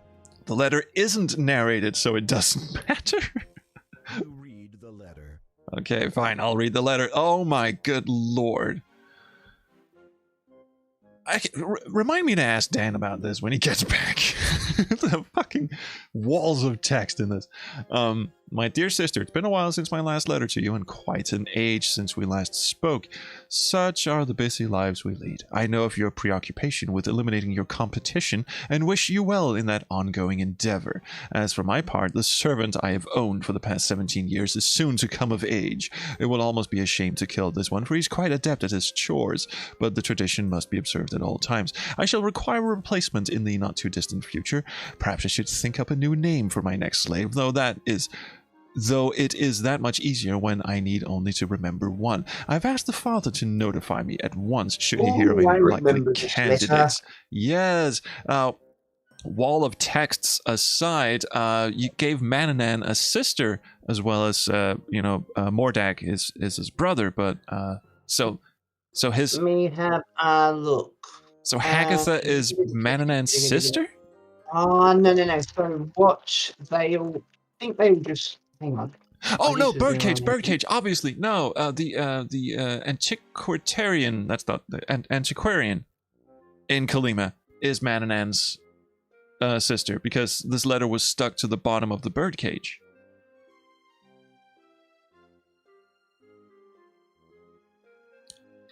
Which pages is fun to appear have the manuscript. We're all having a read. Yeah, we are. By far the better song ever. I must have changed that. There we go. Well, there you go. I've forgotten I did that. There we go. It could be. Oh yeah, he does say sibling. Thought that might have been our sister, like brotherhood, sisterhood, but no, he does. There you go. I connect everything. Everything is connected. Yeah. Wait, Mananan. It's a cult. Sister Hagatha, brother Abdul. Mananan was okay. So, hang on. So, according to the chat here, the Twitch chat, Hagatha is Mananan's sister, not the Antiquarian. Not the what? Not the antiquity person. Yeah. Yeah. So the birdcage, the letters just stuck to the birdcage for, randomly. It was in Hagatha's cave. Mananan is Hagatha's brother. There you go. All right. As for our remote brother, I should have told their parents that they were related, but I did forgot. So hang on. As for remote brother, he seems increasingly interested in the ladies these days. I believe he has an eye on a royal couple who are expected to conceive a girl within the year. Now he's talking about Al-Hazred, isn't he? King's Quest VI, Green Isles. Because Mordak. No, wait. That is actually Mordak, because Mordak kidnaps Cassima and sticks her in the kitchen. It's been a while since my last led to you, and quite an age since we last spoke, such as the visit I believe. I know the real here is blah blah blah. I had a servant I have owned for the past 17 years. Now this is Mananan. Yeah, this is Mananan. Yeah. Talking about yeah. Good stuff. I mean, and Mordak is his brother. That's right. Mordak is his brother. I just thought for a second there. As for our remote brother, he seems increasingly interested in the ladies, and he's talking about a royal couple. Now that royal couple would be Land of the Green Isles. And for a second there, I was going, "Oh, that's Al-Hazred," but no, it is Mordak, because Mordak kidnaps Cassima of the Green Isles and sticks her in the kitchen. I just don't know why I made her the sister of those two, but I suppose I was just really trying to connect everything. But yeah, well, the reason why we're reading this letter is because I completely missed it in my first playthrough. So the Twitch chat was just, "Hey, did you ever find the letter?" And I was like, "No." So now I did. I guess if you're really thorough, you'll find everything. I guess, yeah. It'll start to make sense. So here we go. Back to LSD lands. Let's get the ending of the game sorted. So I have my questions. I'm curious about the lion comment, because I don't remember that at all. Wait, hang on. How far? Oh, I have to get on the road.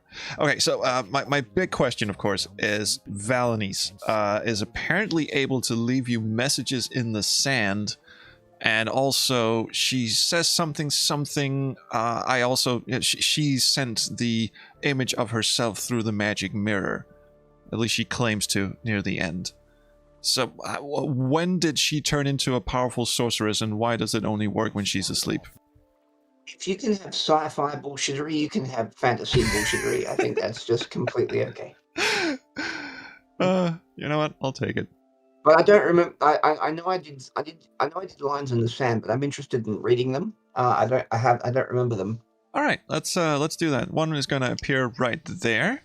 Some writing has appeared Oh, and it's all in verse, of course. It would appear that you, my dear, are here. Okay, so it's obviously because it's a magical snow globe, and Valenice is in the snow globe, she's obviously able to project her thoughts into it, and You're making this up. I'm wondering if I had a line that explained that later. Perhaps I don't know.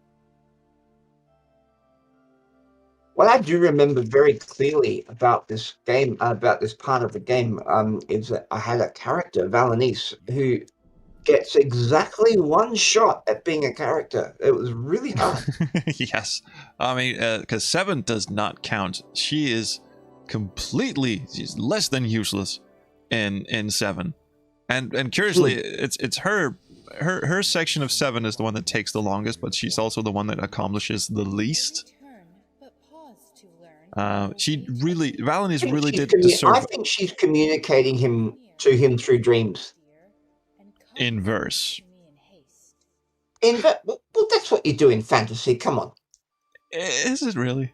Okay, fine. I mean, if it was sci-fi, it would be in binary. Right. Oh, Brandon in the chat says Valenice says that this is a magical realm and she learned in her sleep to contact Graham, but it only works in the tower realm. At least that was his understanding. Okay, fine. I think so. So I don't know if that. She may have said something like that. I don't remember. So it's just blah blah magic bullshit blah.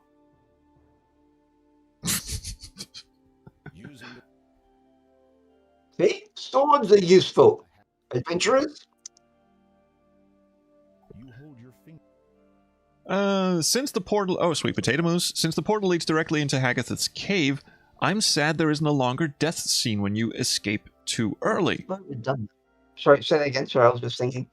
Oh, no, I was just... Sweet potato moose says that since it is revealed that the portal leads into Hagath's cave, they say that they're sad that there is no longer death scene when you escape too early. So if you come back to her cave before you rescue Valenice, like some shit should have happened. I would say that's a nice to have. That would have been great, but it wouldn't really have contributed much to the story. And also, there's the golden rule is you don't put you don't put necessary details in death scenes. Beneath the Steel Sky violated this rule near the end of the game, and that's just oh god. Anyway, I'm gonna fuck off now. Yeah. What happens if you don't do the exit portal? Yeah, that's a good question because I haven't actually activated the exit portal. So now I'm gonna go into the tower and this is gonna lead us nicely into my next question, which is, oh sorry, the lion.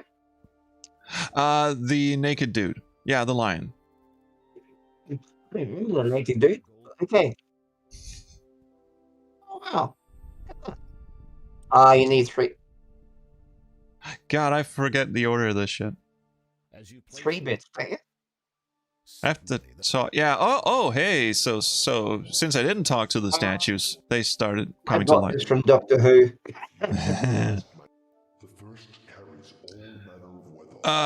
Air, fire, earth. Air, fire, earth, water. No, wait. No, air, fire, water, earth. Air, fire, water, earth. Air, fire, water, earth. I'm a big fan of the elementals, as you know. Air, fire, water, earth. You do not know yet if you can leave this place. You'd better see to that problem first. Ah, it won't let you in the tower unless you've got the exit portal sorted.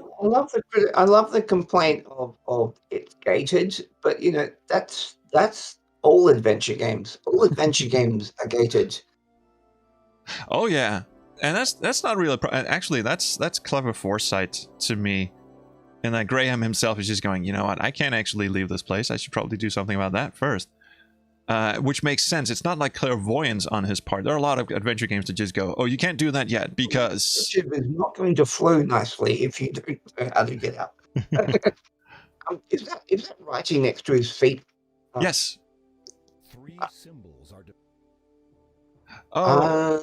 Right, here we go. I didn't remember this. This is interesting. The coconut.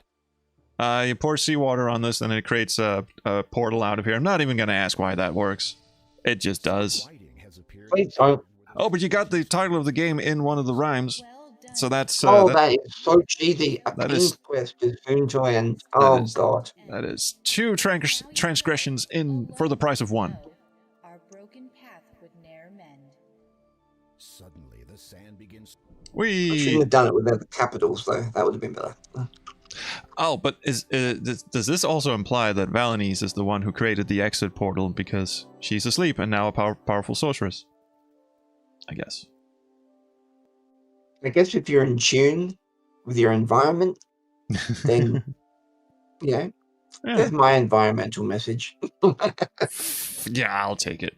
What was it? Air, No idea. fire, earth, water? Uh-oh. Nope. And it kills you if you Bye-bye, get it Graham. wrong. The comment? Sucked in. Yeah. Oh, so many puns. So many puns. What Ooh. the fuck was it? Air, fire, water, earth. Air, fire, water, earth. That's hard to say for me. Puzzle I remember writing, to be honest. There we go.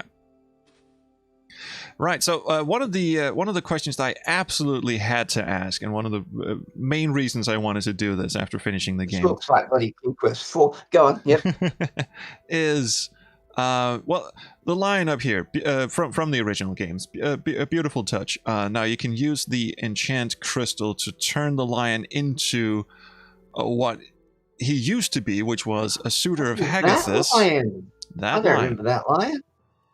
And you know, I'm on board with the whole thing. Hagatha turned him into a lion because he was a cheating bastard and all that. I appreciate that a lot. My question is, why is he naked? And why doesn't he put clothes on for the wedding at the end? Because he actually shows up at the end if you rescue him this way. For a very long time, and by the way, lions are naked. I just like to point that out. So the next time you see one in the zoo, I'd like you to say to yourself, "It's naked." And the second thing is, he's not wearing clothes at the wedding because he's very comfortable with not wearing clothes. And we need to respect his life choices. You know, you got a point. Right. So Yeah. he's basically Daventry's first nudist. Not even Daventry's, Kalima's. And plus, I think Chris thought it was funny. You should.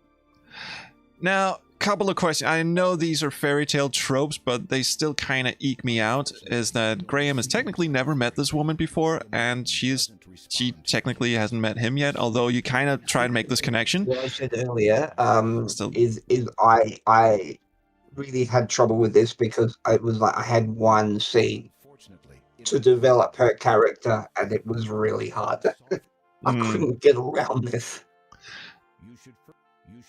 If I'd gone back and went back and do it now, I'd probably have them communicating in dreams or something, so that we'd at least get to know each other. Yeah, Or something.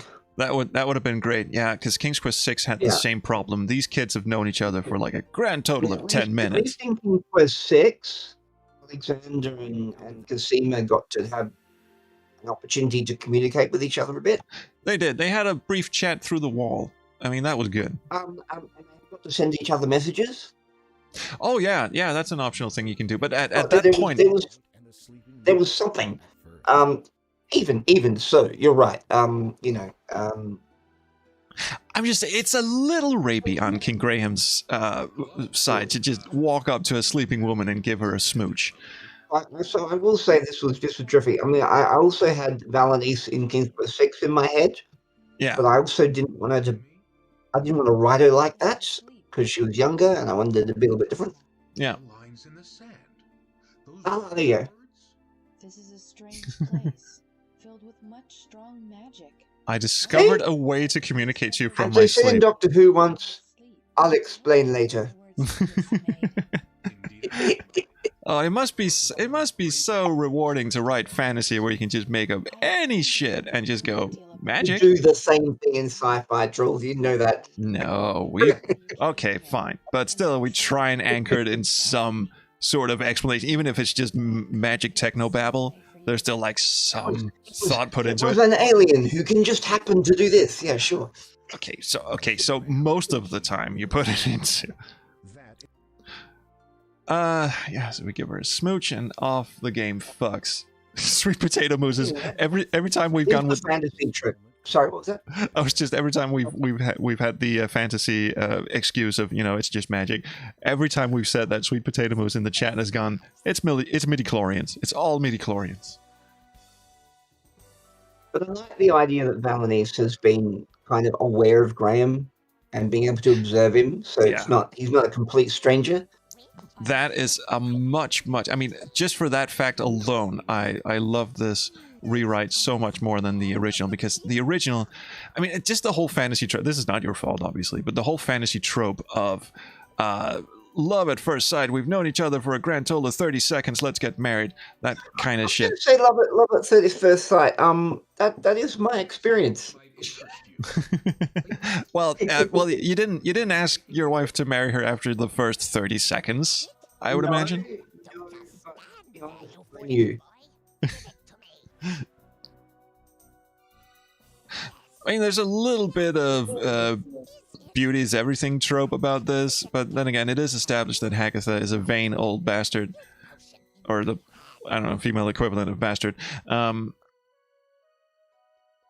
Oh, hey. Oh, DC Frank says, Daniel, don't be so hard on yourself. Even the best writers can only do so much. It's like trying to mate Rey from Star Wars into a compelling character. It cannot be done. Just giving you a taste of your own medicine. Be fine, thank you.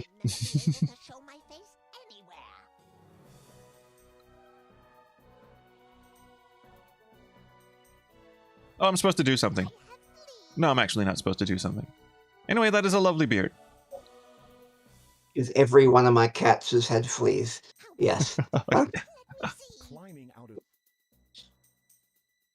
No, it's the ending here, where you toss her out of the window. Again, kind of through no fault of Graham's. I knew I was going to have to flip the mirror, but I actually thought in a sort of weird comical sense, Graham would actually sort of flip the mirror forcefully and just knock her chin and send her reeling back. But he just shines a light in her face, which I guess is... Another funny way is if he kept the fish that he rode over and threw that out the window and she chased it. You know what? That would have been great. And I like that Valenice takes the lead in the whole "let's get married" asshole. You've come this far. That's what I was quite adamant about. And by the way, her picture is based on Angelina Jolie. She kind of, to me, she kind of has a little resting bitch face. She's been nice. It's a little resting bitch face, like the eyes kind of squint, and she's looking off to the side at someone she really doesn't like. But I can see what you were going for. Like I said, there was very little time to establish chemistry between those two. I know. Really, really tricky. Very tricky. Because they don't have that many words in the original game. Oh, no. It's just like, welcome, hello, kiss me. It was the same in King's Quest III. With the main character spoiler, I'm not going to spoil it if you haven't played it, but the main character finding Rosella and trying to get some sort of relationship between them. Yeah, and and he knows that it's his sister tied to the stake, and still he gives her the elevator stare and goes, my sister's hot. Why ever would you want to take that? This item denies you of your freedom. It is only right. I'm sorry. What did you say? You got the snow globe. Oh, that's an optional thing, isn't it? Which is sick, Graham, when I think about it. Yeah, why is he giving her... And she keeps it to remind her that shit can always get worse. I was a long way from being married at that point, so I obviously would write that differently now. I just like the idea that she's covering all her bases. Like, if this shotgun wedding here turns out to be awful, at least I have the snow globe to remind me that shit can get worse. Oh, and here's the vampire of our dreams. As you exit the cave, you notice that it is night already. Also, the two of you seem to have some I company. just stress that I wrote this before Twilight. I just really want to stress that. Yes, certainly. To what do we owe the...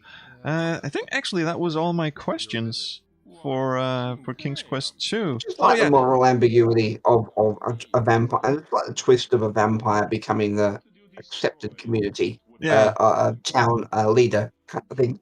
I mean, he's a good Happy to have vampire. him back. Yeah. He's a good vampire.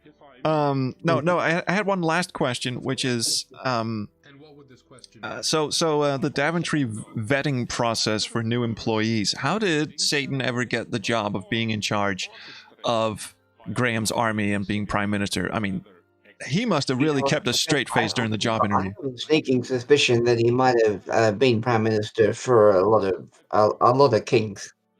Ah, so he just sort of weaseled his way into the ranks and has been there for ever. Over and over again. Yeah. Wow. And at no And point. he's one of the first wizards. So yeah.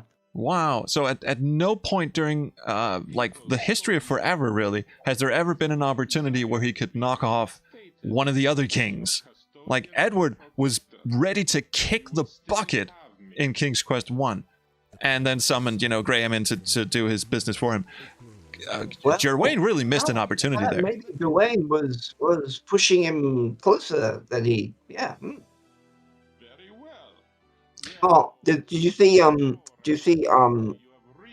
The young woman possum vampire holding the dwarf by the by a chain? Yes. Yeah. That's great. I love that. That is beautiful. Naked dude on the stairs, and Batman is here. He is too. Can you see my video, Truth? Hello? I can. The rest of the world can't, but I've got Yeah, you. but I'm going to show you.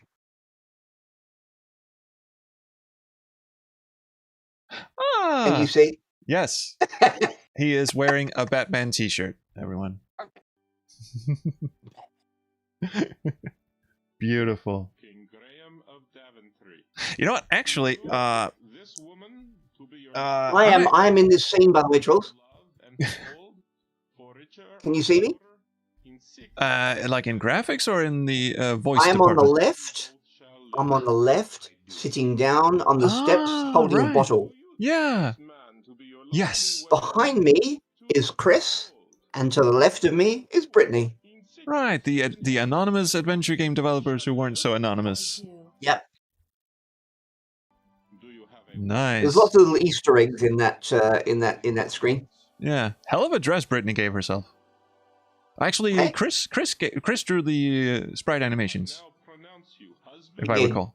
He did. It's pretty and good. I think he preferred doing it in this resolution than he Yeah. did in anything else.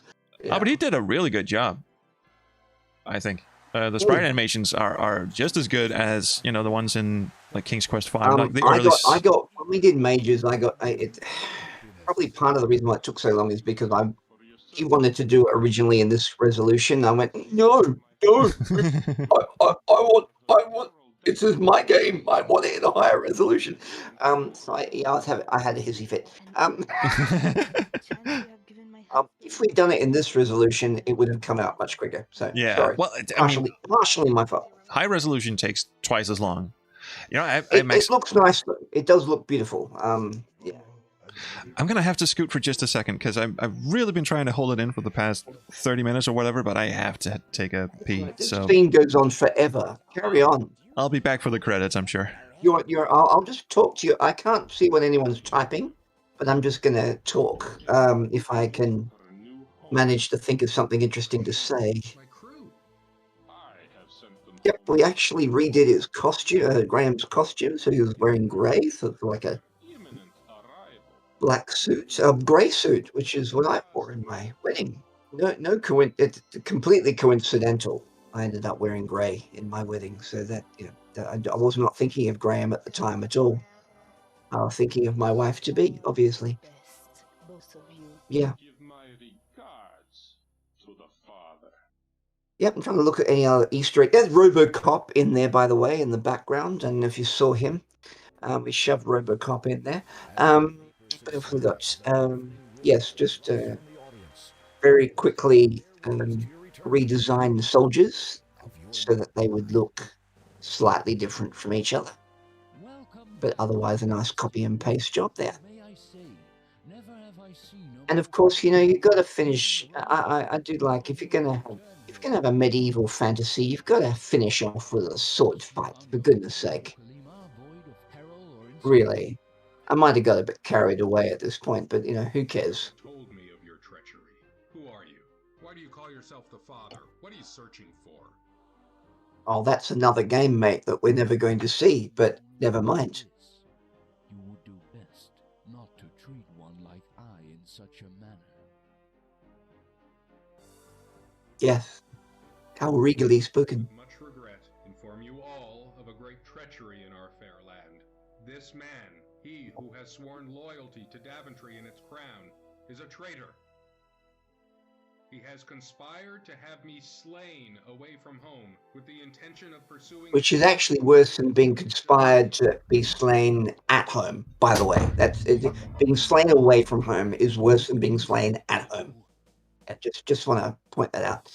I am back. Oh, nice little jump bit there. A bit of Jedi action. Yeah, I like that. It's a nice bit of animation and the sucker I punch was that just just lands. explaining, Trolls, that it's actually worse to be slain away from home than it is to be slain at home. So it's actually a greater transgression in Daventry lore. And now we're going to see an epic battle that will be fought only in stills. The PowerPoint presentation sword fight. You know, budget. And thanks, Brittany Brimhall, for creating these beautiful sequences. But you get the idea. Yeah, they're really good. My one like little tiny question about this scene is they're surrounded by knights and other people, and they're all carrying swords, and no one steps in to help their king. By the spectacle that you do not interrupt a king when he's having a duel, because that's just bloody rude. And also there's a magical thing going on as well. So you can pick whichever one you wanted to go with, or go with both, or go with neither, and make up your own theory. Because it's fantasy, and who cares? Don't point to fantasy without pointing to sci-fi. I will. The rest of the stream will now consist of me and Daniel yelling at each other about fantasy and sci-fi. My argument with Trolls has always been that fantasy and sci-fi are the same. They're not actually they're based on the what if argument. And they're just doing the same thing with different settings. And this is true, and it's an argument that has been going on since the mid-90s, and I still maintain that there is more attempts to achieve reason. Cheers, Graham and Valencia. Go and have a couple of kids who are going to go and leave the...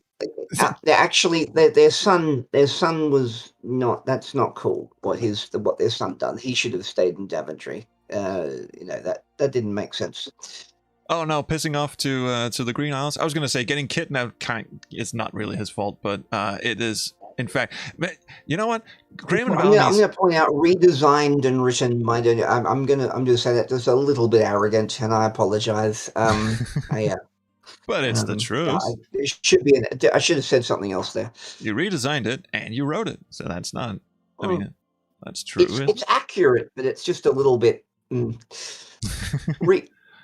Reinterpreted. Reimagined? Yeah. Reimagined would have been nicer. That's a good one. Would have been a nicer word. That's a good one. So anyway, Graham and Valencia are just the most awful parents of all time. So I'm actually kind of glad that they didn't pass the crown of Daventry on to any of their children, who are likewise just the most abysmal mental patients that the kingdom could ever hope to achieve.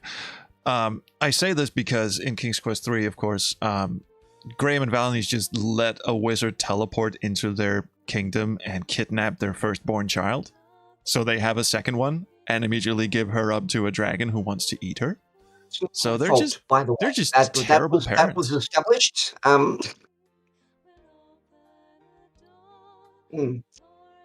just looking at the True, that's credits. it. Oh, there I am, haystack creature. We will look at that one, please. Thank you.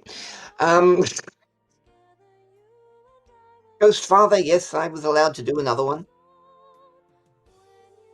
I didn't lose. Look how many times Chris pops up. Oh, Never mind. dude, So for some reason I can't hear you. can you hear me now? Oh, Oh dear. I'm looking over to Oh, see dear. Daniel's face, and his lips are moving, but I can't hear what he's saying. Hang on. I'm sorry, did I accidentally mute you?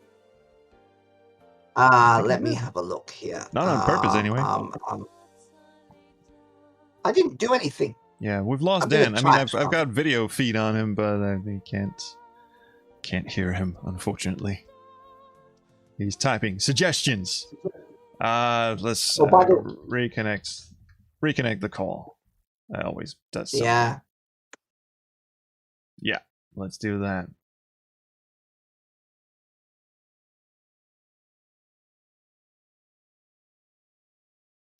And we'll just get this back on track, hopefully.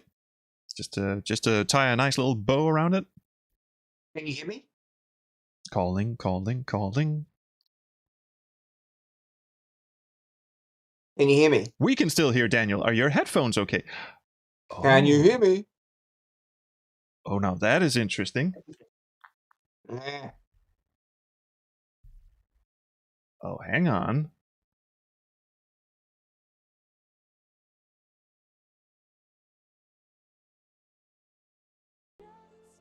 Well, the game kind of went a bit quiet on me as well.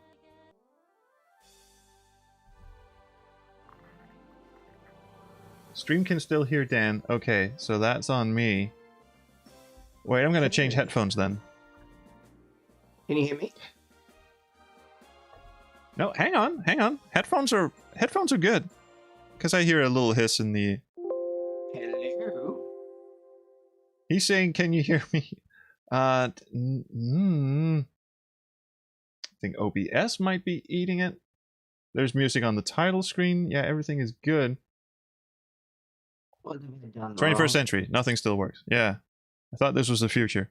That is mighty weird. Hang on. Let's just try everything and nothing.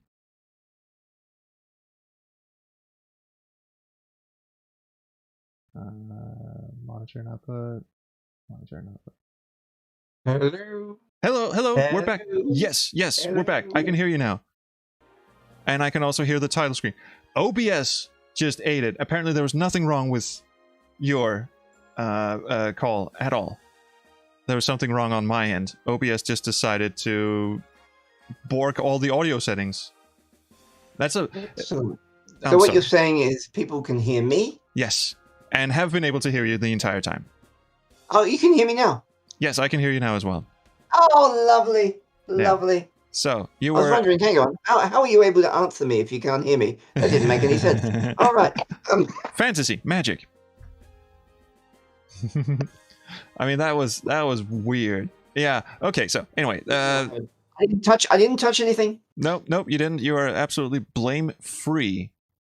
So is there anything you want to bring up about King's Quest II VGA? I mean, bear in mind, I've not played 3 VGA yet. That's coming up next. I'm going to do the video on 2 first. You know, I was in a good place when I wrote that, and I'm really happy with the way it turned out. It's a little bit wordy in places, so I'd probably cut that down a bit. But I think my heart was in the right place, and I'm glad I did it. I have to say, it's yeah, that's beautiful, man. I actually agree, and I think it is a well-deserved. Like, people point to this and say, you know, fan remakes can be not just as good but better than the originals, and this is a shining example of that.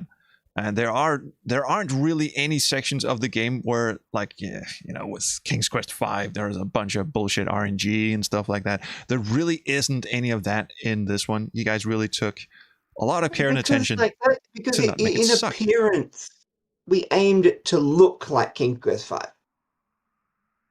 which it kind of does. It does. And I think, and I've got to say, maybe I shouldn't say it, but I think Graham's sprite in our game was lifted from King's Quest V. Oh, it is. For the feeling it quite clearly is, and it was in King's Quest I VGA as well. I think that's why he looks quite authentic, because that is Graham from King's Quest V. But the King's Quest, but in terms of writing, I was aiming for. I'm not saying I got there, but I was aiming for King's Quest VI. I was aiming for that level of Jane Jensen's, caliber. I see a lot of Jane Jensen writing in this. I was shooting for it. But yeah, and I think I was inspired by her tenacity and wanting to expand the lore a bit on her end, and I just took it a bit further. And I love what you did with it, and it's if you were ever going to pick a game, as a challenge to try and make sense of, then King's Quest II would be right up there, because it is very hard to take the original game and just go, okay, let's try and make sense of this. And I'm really, really impressed that you actually got anywhere with it. But it's like, but in a way, Trolls, it's like any sort of writing exercise in a way. Like, you sort of like, because what the original game did was offer, it's like an writing exercise when you have like three objects. You think of three objects and you think, okay, how do I make a story about them? Just to get yourself, thinking. And the original King's Quest II did that, so like through Red Riding Hood and Granny and Dracula and all the other things, and it's sort of like threw all these things in there, and I guess my brain went, well, gotta put them together somehow. Yeah. Well, it's lovely, and I'm trying to do sort of the same thing with like the Space Quest 1 and 2, like movie re-edit kind of things that we're doing, like especially 2, just sort of expanding it a bit and trying to give Roger some people to talk to while he's walking through the jungle and all that stuff.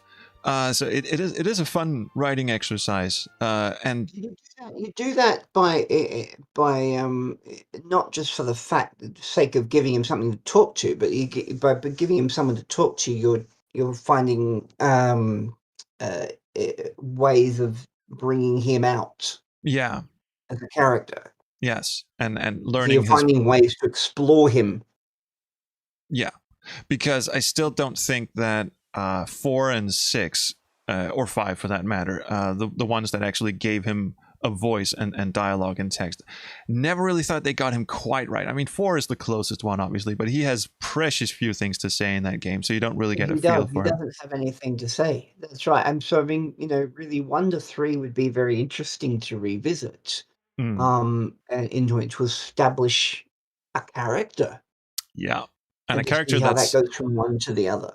A character that leans closer to at least what I think I got out of talking to Scott about what his original character was like, because he has this I mean, people see Roger as the dumb, the bumbling, the sort of kind of an idiot, really, clumsy and all that, and I don't think he was that, at least not for the first 3 games, and he was not intended to be that. If you define someone by what he does, you've got 2 options. He's either a very crafty person that somehow ended up a janitor, or he's an idiot who just absolutely stumbles with incredible luck into but that puts him in the same category as Leisure Suit Larry kind of thing. He's a hard one to try to pin down. I think it's a combination of both. What I'm doing with the movies, at least, is I keep calling them movies. What I do with the movies is I try to combine the two. Like, he is incredibly lucky. I mean, he's against all odds, he just sort of succeeds, and not even but at the same time, he's crafty, he's intelligent, he's just, you know what, he doesn't want to be there. He's lazy, he just wants a nap. He doesn't want to be a hero, but you know, he's the only one who can actually do something, so I guess he'll step up, kind of thing. Yeah, and that was the whole question of like, is he a hero? Yeah. You know, which I tried to explain, but I don't think I did very well. Yeah, and the fact that he's been written differently does muddy the waters a lot. Yes. You'd have to really take it on a case by case basis. Yeah, I'm still gonna go with 5 and 6 are not. Yeah, it's not the canonical Roger. It's like an alternate dimension Roger, like a. I mean, it's if you treat him as someone who's basically is like 4, if you treat it like the, apart from the fact that he shouldn't have. There was a bit of a plot hole in 4 that he had no reason to go back and save his son because he technically didn't know he was there. Yeah. Anyway. Yeah, huge plot hole, actually. Ignoring that, let's say he did. Everything he does is about self-preservation, and I've said this before, like self-preservation, and it's about survival, and it's about, you know, even if it's about the survival of his species, that's still his own survival connected to that, because no one wants to be the last of his race. Exactly. So you know, he's motivated by primal instincts, and and all that kind of stuff. And it's only in 6 really where he goes out of his way to help. Well, 5 and 6, I guess, he goes out of his way to help the greater good, serve the greater good. Yeah, but whereas in 5, it kind of seems like it's gone to his head a bit that he's a captain. In 6, it's really sort of bewildering, because to every other character, other than Stella, really, he's just a dick. He's just like really mean to people. Dick. Yeah. Yes. Which I like. I like the fact. I like the idea of someone who has no qualifications other than being able to clean a toilet. You know, that's fine. You know, and I can see where they've transplanted that in when they've tried to the 2 guys have tried to what's the space venture? They've taken the same idea. I think. But maybe that's not the right thing to talk about right now. We'll get there. Some century. Oh, look, you know, Majors took 8 years. Like, oh God, yeah. Not talking about that one either. But anyway, I think. Sorry, go on. No, wait. I was just about to sort of wrap this up, because I got nothing else. At least not for the grand public of the world. Unless anyone's got any questions that I can very inefficiently and unsatisfactorily answer. I'm having a scroll through the chat. Other than no, Sweet Potato Moose says that the diagonal walking sprites for Graham were drawn especially for King's Quest II VGA. He didn't have diagonal walking sprites in King's Quest V, but no, that's correct. We did. Yeah, we did create extra ones. Yeah, you're right. And DC Frank says Roger Wilco is what I would call a karma character. He suffers a lot of misfortune, but also luck out of most situations. Yeah, but the thing we're going on about is his motivations, because people, it's very ambiguous in the first couple of games whether or not he's doing it because it's the right thing to do, or because he just sort of has to. And I always preferred him. And I think this is more in tune with what Scott Murphy's original vision was. Preferred him as the sort of unwilling, kind of anti-hero. He ends up actually being a hero, but not really because he wanted to be. Yeah. It's not like he set out to be the savior of the galaxy or anything. It just sort of, he had no other choice, really. He didn't wake up in the janitor's closet and go, I'm going to be the hero of the entire galaxy. No, it's like, everything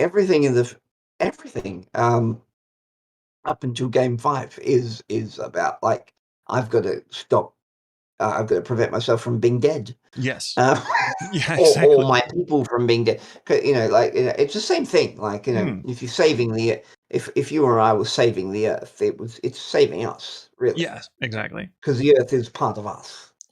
And if you think about it. yeah, and this goes back to your fascination with the elements, doesn't it? Well, yeah, I didn't intend to. It's not my fault that we named the planet after bloody soil. That's true, actually. It's a, you know what? Humans. It's so much fun. Like when we finally end up making first contact with whatever aliens may or may not exist, like they come to the planet and we somehow learn their language and they start asking us pertinent questions like, so what does the name of your planet mean? Is it okay? We name our planet after the great achievements that we have created, done through the eons. What's the name of your planet? And we pick up a pile of dirt and go, well, it's this really. We just decided to name it after a bunch of dirt. Yeah, it's just really what you're standing on. We're humans, like, duh. Oh god, I hope it's like really far into the future, because if we meet extraterrestrials right now, they're not going to be terribly impressed, I feel. I live on planet Dirt. I have a feeling it's probably a good thing that we're on the spiral arm of the galaxy, like we're on the far end, and we're not we're kind of like the rednecks of the Milky Way. I have a feeling. Yeah. Oh, Mungo Dude on YouTube says, our planet is named for the medium in which we grow our food. Okay, well, that's well, imagine like the fast food society and they call themselves like Planet McDonald's. Because Earth is an extremely important thing to us, but it's only a little bit of it. Yeah, it's got other things. I mean, hey, DC Frank has a question. As a writer, do you find that the King's Quest games went a bit overboard with moon logic puzzles? With what? With moon logic puzzles. Moon logic? Yes. Do you think they went overboard? You can either explain that or I can look it up. Oh, moonlock. Oh, sorry. Just puzzles that don't make any sense unless you're the designer themselves. Rumpelstiltskin from King's Quest I being the most obvious example.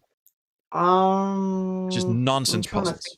Going through, most of them made sense. I think, like just trying to think over the 7 games, original games. No, I think most of them made sense. I don't remember. I did have the hint book for King's Quest IV, and I do have memories of looking, with that little, the red cellophane. Yeah. Oh yeah. Window thing that they had. Yeah, I do remember looking through that, but yeah, I think King's Quest V was the worst offender when it came to puzzles that made very little sense. I loved King's Quest V.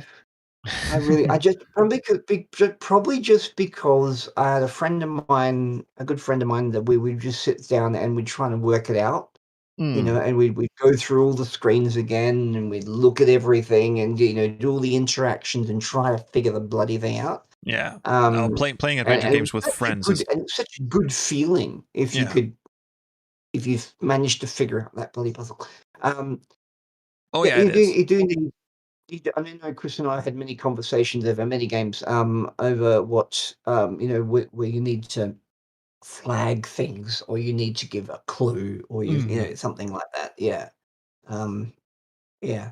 It's a tricky balance because on one end you don't want to you don't want to make it too easy because then you lose the engagement.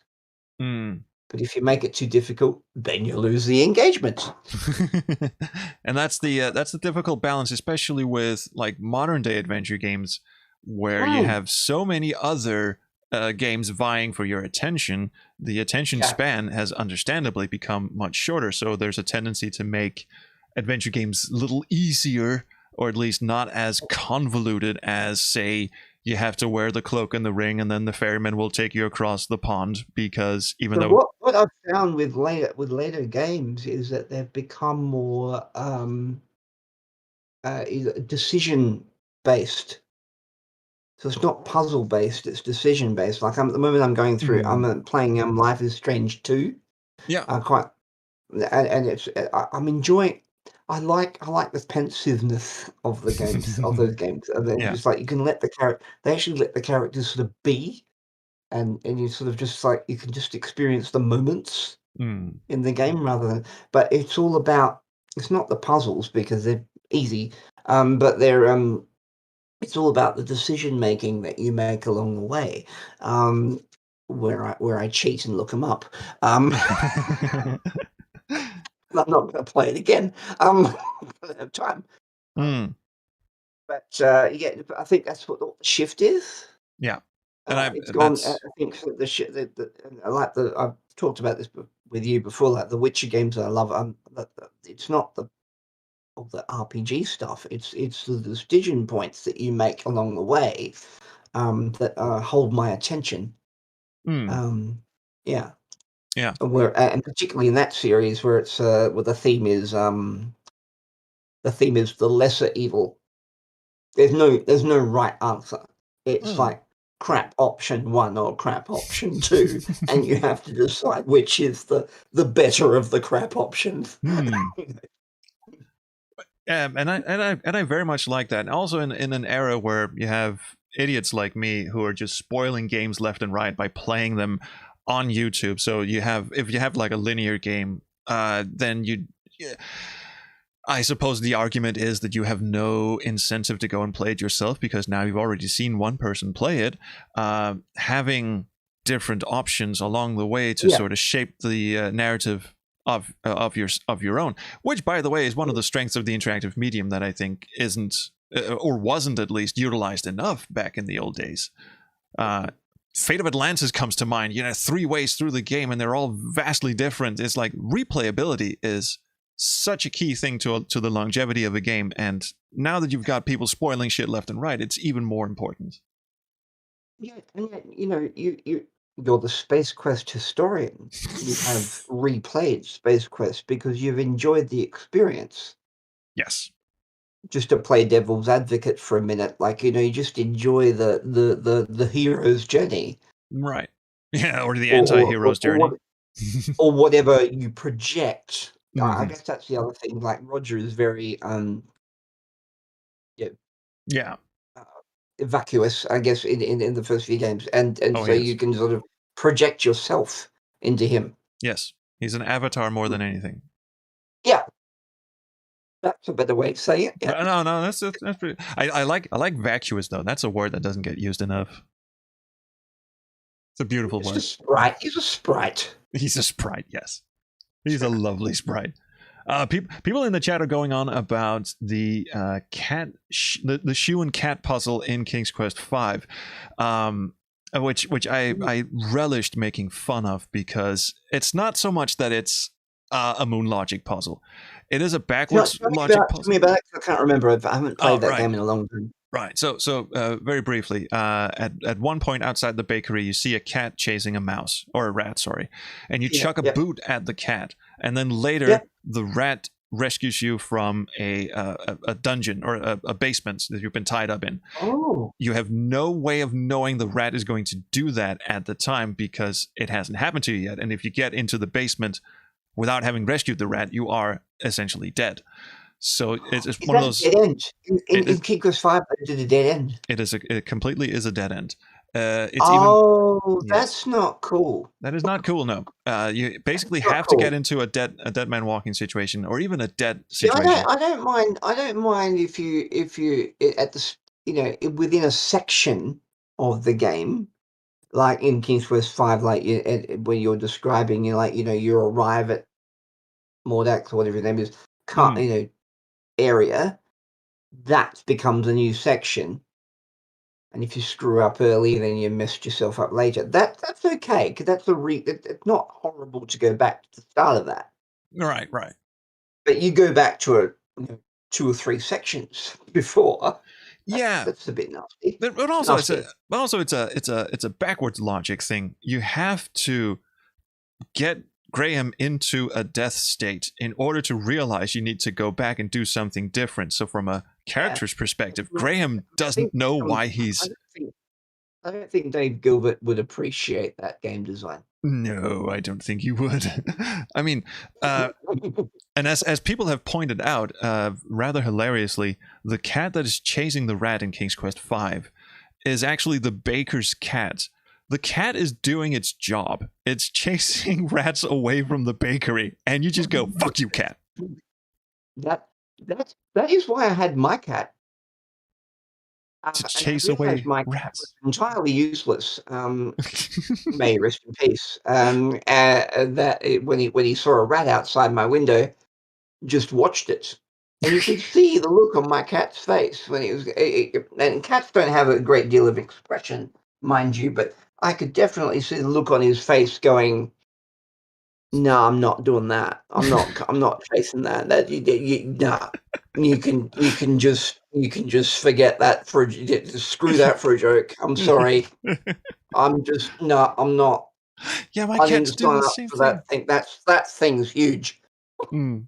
And my cats did this. My cats even do the same. Like when there's a spider in the house. My wife's an arachnophobic. She hates spiders. So she's just like, okay, cat, do something. There's a spider right there. And the cats just sit there and look at it and just go, it's not really worth the effort, is it? Look at the spider and just sort of maybe tap it a couple of times and go, I tapped it. It didn't die.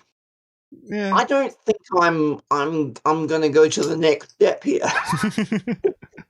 But then again, I wonder if it's different in Australia, where you guys have like spiders the size of people's heads. I'm gonna say this. This is your I've heard this many times. Right. So spiders, yes, we do get a lot of them. You step on them, and they go away. That's generally how you deal with them. um, And I guess the main difference also. Snakes is the other issue that people have with coming to Australia, or when there isn't a pandemic stopping people from going anywhere. Yeah, with snakes. If you're in an area where there are people, snakes tend to not like areas where there are people, so you don't really have a much of a problem. Right. So And get over it. and you Come to wouldn't. Australia and spend your money, please. It's a lovely place, by the way. I'm not even making fun. I've been to a few different places abroad, and Australia is the place I always want to go back to because everyone's so nice. It's like the whole atmosphere is just nice. We're very good at being. Yeah, I mean it's a very relaxed atmosphere in there's Australia. just like an understanding that you just Mm. treat people as people. Mm. And I never had a We problem pay, with we, spiders or pay, snakes. we generally pay our workers enough that they're not entirely miserable. Just slightly. Completely. But you Yeah. wouldn't send your cat to tussle with a snake, and you probably wouldn't send your cat to tussle with any of the like a redback or anything. But I bring this up because the huntsman spiders keep coming back in my dream. I think they were like the inspiration for the face huggers in Aliens. These things are huge, harmless but huge. Yeah, they are harmless. They're absolutely harmless. I hate them. Yeah, no, it's just a psychological thing. It's the way they look. It's the way they move. Yeah.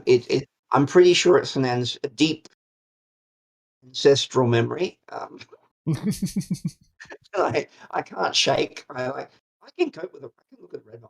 I can look at a redback up close. I Yeah, they're remember a tiny. long time ago, I opened my my electricity box and saw a big mother, literally a mother redback, like with eggs, and I Ooh. just sprayed it with my hose for not a euphemism, sprayed it with my water hose, and until it died. Now, here's my next question.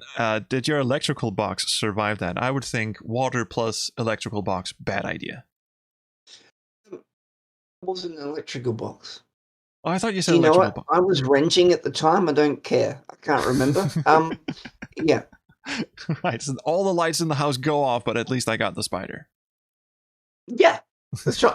Honestly, I don't know I don't know where it was now that I think about it, but I just don't remember thinking what I was spraying at. I just wanted to kill it. Yeah, I mean, and that is That was not a long cruelty. time ago. by the way, if anyone's watching this and thinking, what the hell are we talking about? It's not cruelty. Look up redback spiders. They don't fuck around. If you see a redback spider, you just... No one, and if you've ever seen an Australian's reaction to a redback spider, it's not like, oh, how cute, let's see how close we can get to it. It's no, fucking kill it. Now, Australians are taught from when they're kids, if it's a red spider, run away screaming. Yeah. No, they're not nice. They're not nice. They're not nice. But, you know. Question from Sweet Potato Moose. What is the difference between a poisonous snake and a venomous snake? Because you're Australian and you have deadly monsters in your country. Oh, come on, that's a linguistics. I've got a feeling I know where you're coming from there. It's Cedric, isn't it? Yeah, that is Cedric. Watch out! A poisonous snake. Yeah. Oh, we've had this talk. I mean, I think it's the wrong word. It is. Poison is not the right word for a snake. Venomous. I think venomous is the correct word. That is absolutely true. I think it's very important to determine the difference between dangerous and poisonous and venomous when you're talking about snakes. Yeah. Most snakes are harmless. Dangerous is about how likely it is to attack you. Most snakes will try their very best to get away from you.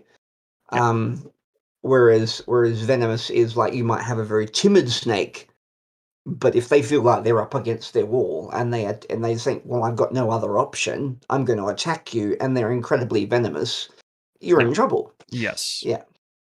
So that's probably that's the differentiation. Yeah. Yeah, and the difference, and I actually looked this up for my King's Quest V video, but it's in the chat as well. Mongo Dude says, poisonous is something that'll hurt you if you eat it. Venomous is something that'll hurt you if it bites you. And that is true. So if you ate a snake that was poisonous... You don't eat a snake, no. No, you wouldn't eat a snake. Well, I've heard people eat snake, and apparently it's a delicacy. But yeah, you'd cook it first, I think. I do know that a friend of mine, who's also a friend of yours, came to Australia and went did a little tour around Kangaroo Island.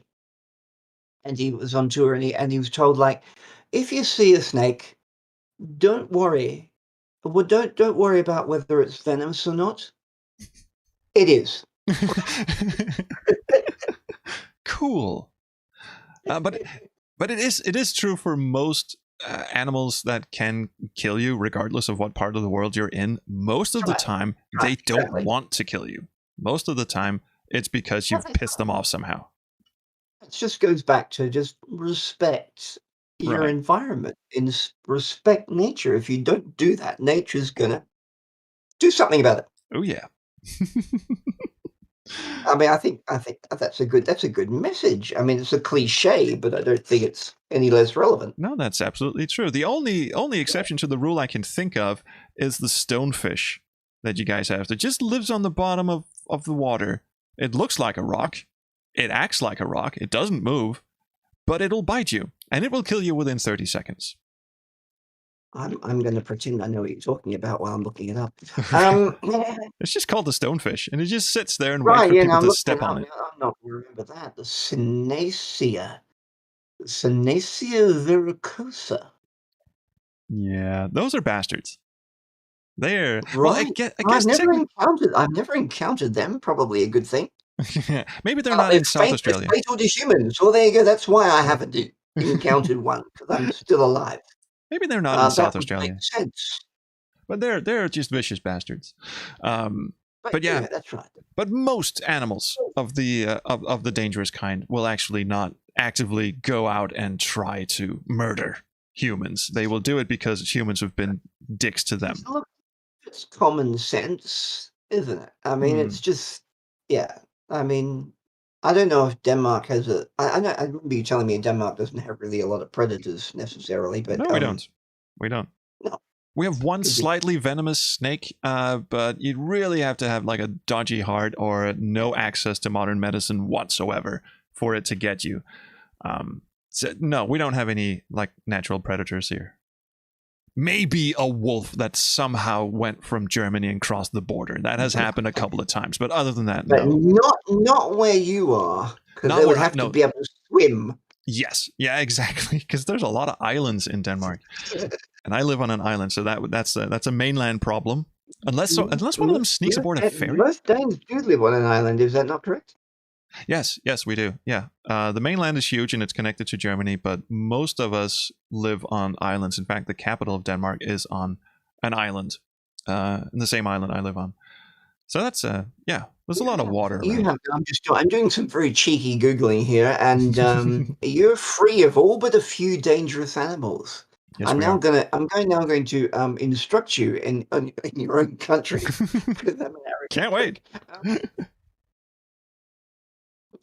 The common European adder.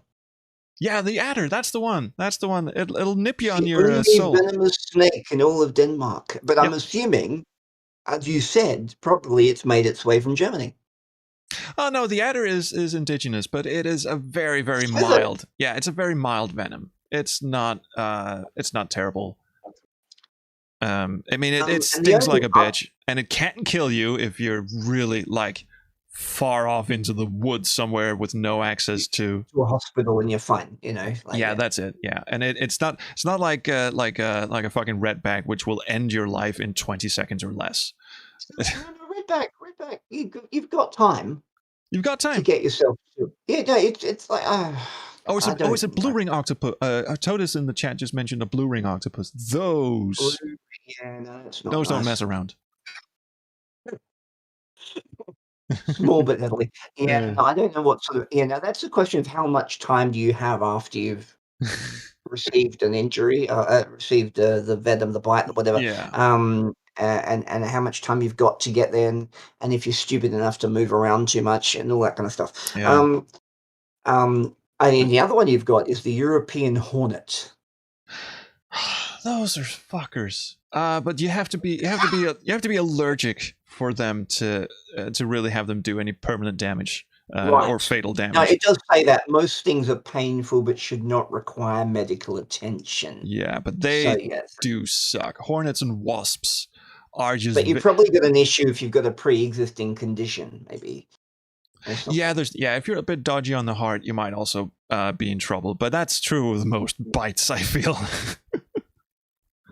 But your main issue is endangered animals, like the hooded seal and the Eurasian beaver and the polar bears. We've got polar bears in the zoo, maybe. The mighty polar bear roams across the frigid snow and ice of Greenland. I'm sorry, but I mean, my geography is not, perfect. But I'm pretty sure I know Greenland it's part of Denmark. Well, correct? It used to be. It was a colony, and we're not terribly proud of that whole situation. So they're sort of an autonomous ex-colony that's why thing. They've included it. It's a bit weird to say, oh, we've got polar bears in Denmark, and then say, oh, by the way, it's just Greenland. That's which is not green except for about 1 month of the year. There's that as well. Yeah, Vikings weren't really good with naming places. Are you impressed that I know that, Trolls? I mean. It's okay. Sweet potato moves with some history lesson. Greenland is still a colony of Denmark, technically, yes, but they have an autonomous government, and we don't pretend to tell them what to do anymore. They will disagree, but is their language Danish? No. They are what's the word? Inuits? I think they're Inuits. I'm not entirely sure. Someone correct me. Yeah, and they were basically. That was specific to Alaska. I think no. I think Greenland were the Inuit. So you're not supposed to call them Eskimos. I know that. That I know nothing about geography, and I completely agree. I'm sorry very much. Yeah. Inuit in the territories in Canada too. You know what? Anyway, they had the place to themselves, and then the Vikings showed up and were terrible to them, and that's kind of the situation we're in today. We try to be less terrible to them than the Vikings were, but just on the whole, colonization is not. But your ancestral instincts kick in whenever you see them. Yeah, it's just every time you see an igloo, you just want to burn it. So it's. So we try not to talk too much about that, and I'm sure we make fun of Gareth and his colonial instincts every time he every time he talks about any foreign place, he just go, yeah, but that's your colonial instinct talking. I'm what am I? 6 generations removed from my colonial background, so you can take that and put it where you want. Oh, in my head, all Australians get a free pass on the whole colonial thing because they were like summarily ejected from colonial Britain, at least. Well, no, not in South Australia. We weren't convicts, you see. That's me being a little bit with my nose turned upwards. No. Eastern states were set up as a convict situation. Right. Yes. But by the time they got to where I am, they decided they would just settle people who actually wanted to come here. Right. Hey, that's actually someone in the text chat. Actually, when we started the stream, said that South Australia or Adelaide is the only territory in Australia that wasn't a penal colony. That's correct. Yeah, that sounds about right. Yeah, right. That's right. Yeah. I learn something new every day. But that doesn't mean we didn't have. I mean, we didn't have any convicts because they would obviously try to get here from over the border because they didn't like being convicts. Go figure. So Adelaide was like the gated community of Australia. Just yeah. And we'll set up a bit later on as well. Right. It's a lovely place, 50 odd years later. I mean, I've only the times I've been in Australia, it's been South Australia to visit you, obviously. But I've seen quite a lot of it because every time I visit you live in a different place, so I've seen quite a bit of it. And it's almost like my family just keeps getting bigger, and I just to keep moving. And also grow up and move out of the house and all that kind of shit. So, but yeah, so I've seen quite a bit of that, and it is a lovely, lovely place. A lot of hills. I'm very impressed with the verticality of. Well, I do live in the Adelaide Hills, so I quite like I quite like it in that area.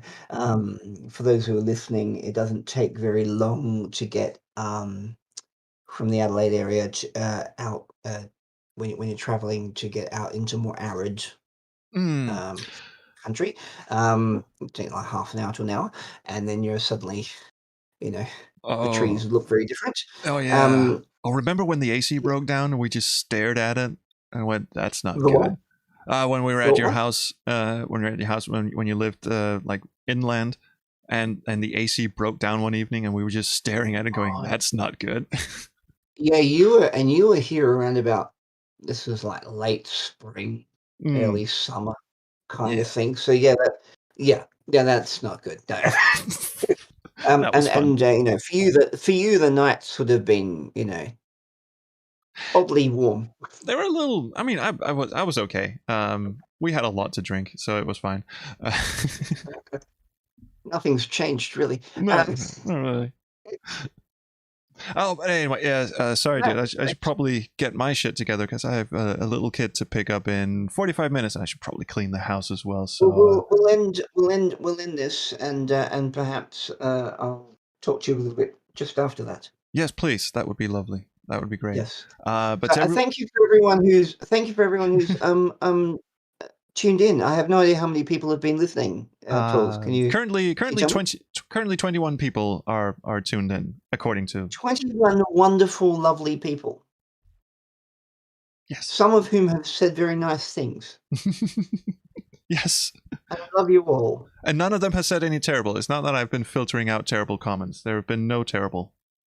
Nothing terrible. And if there have been terrible comments, and I have no idea, and I'm none the wiser, and I'm going to assume everyone is just filling this virtual space with love.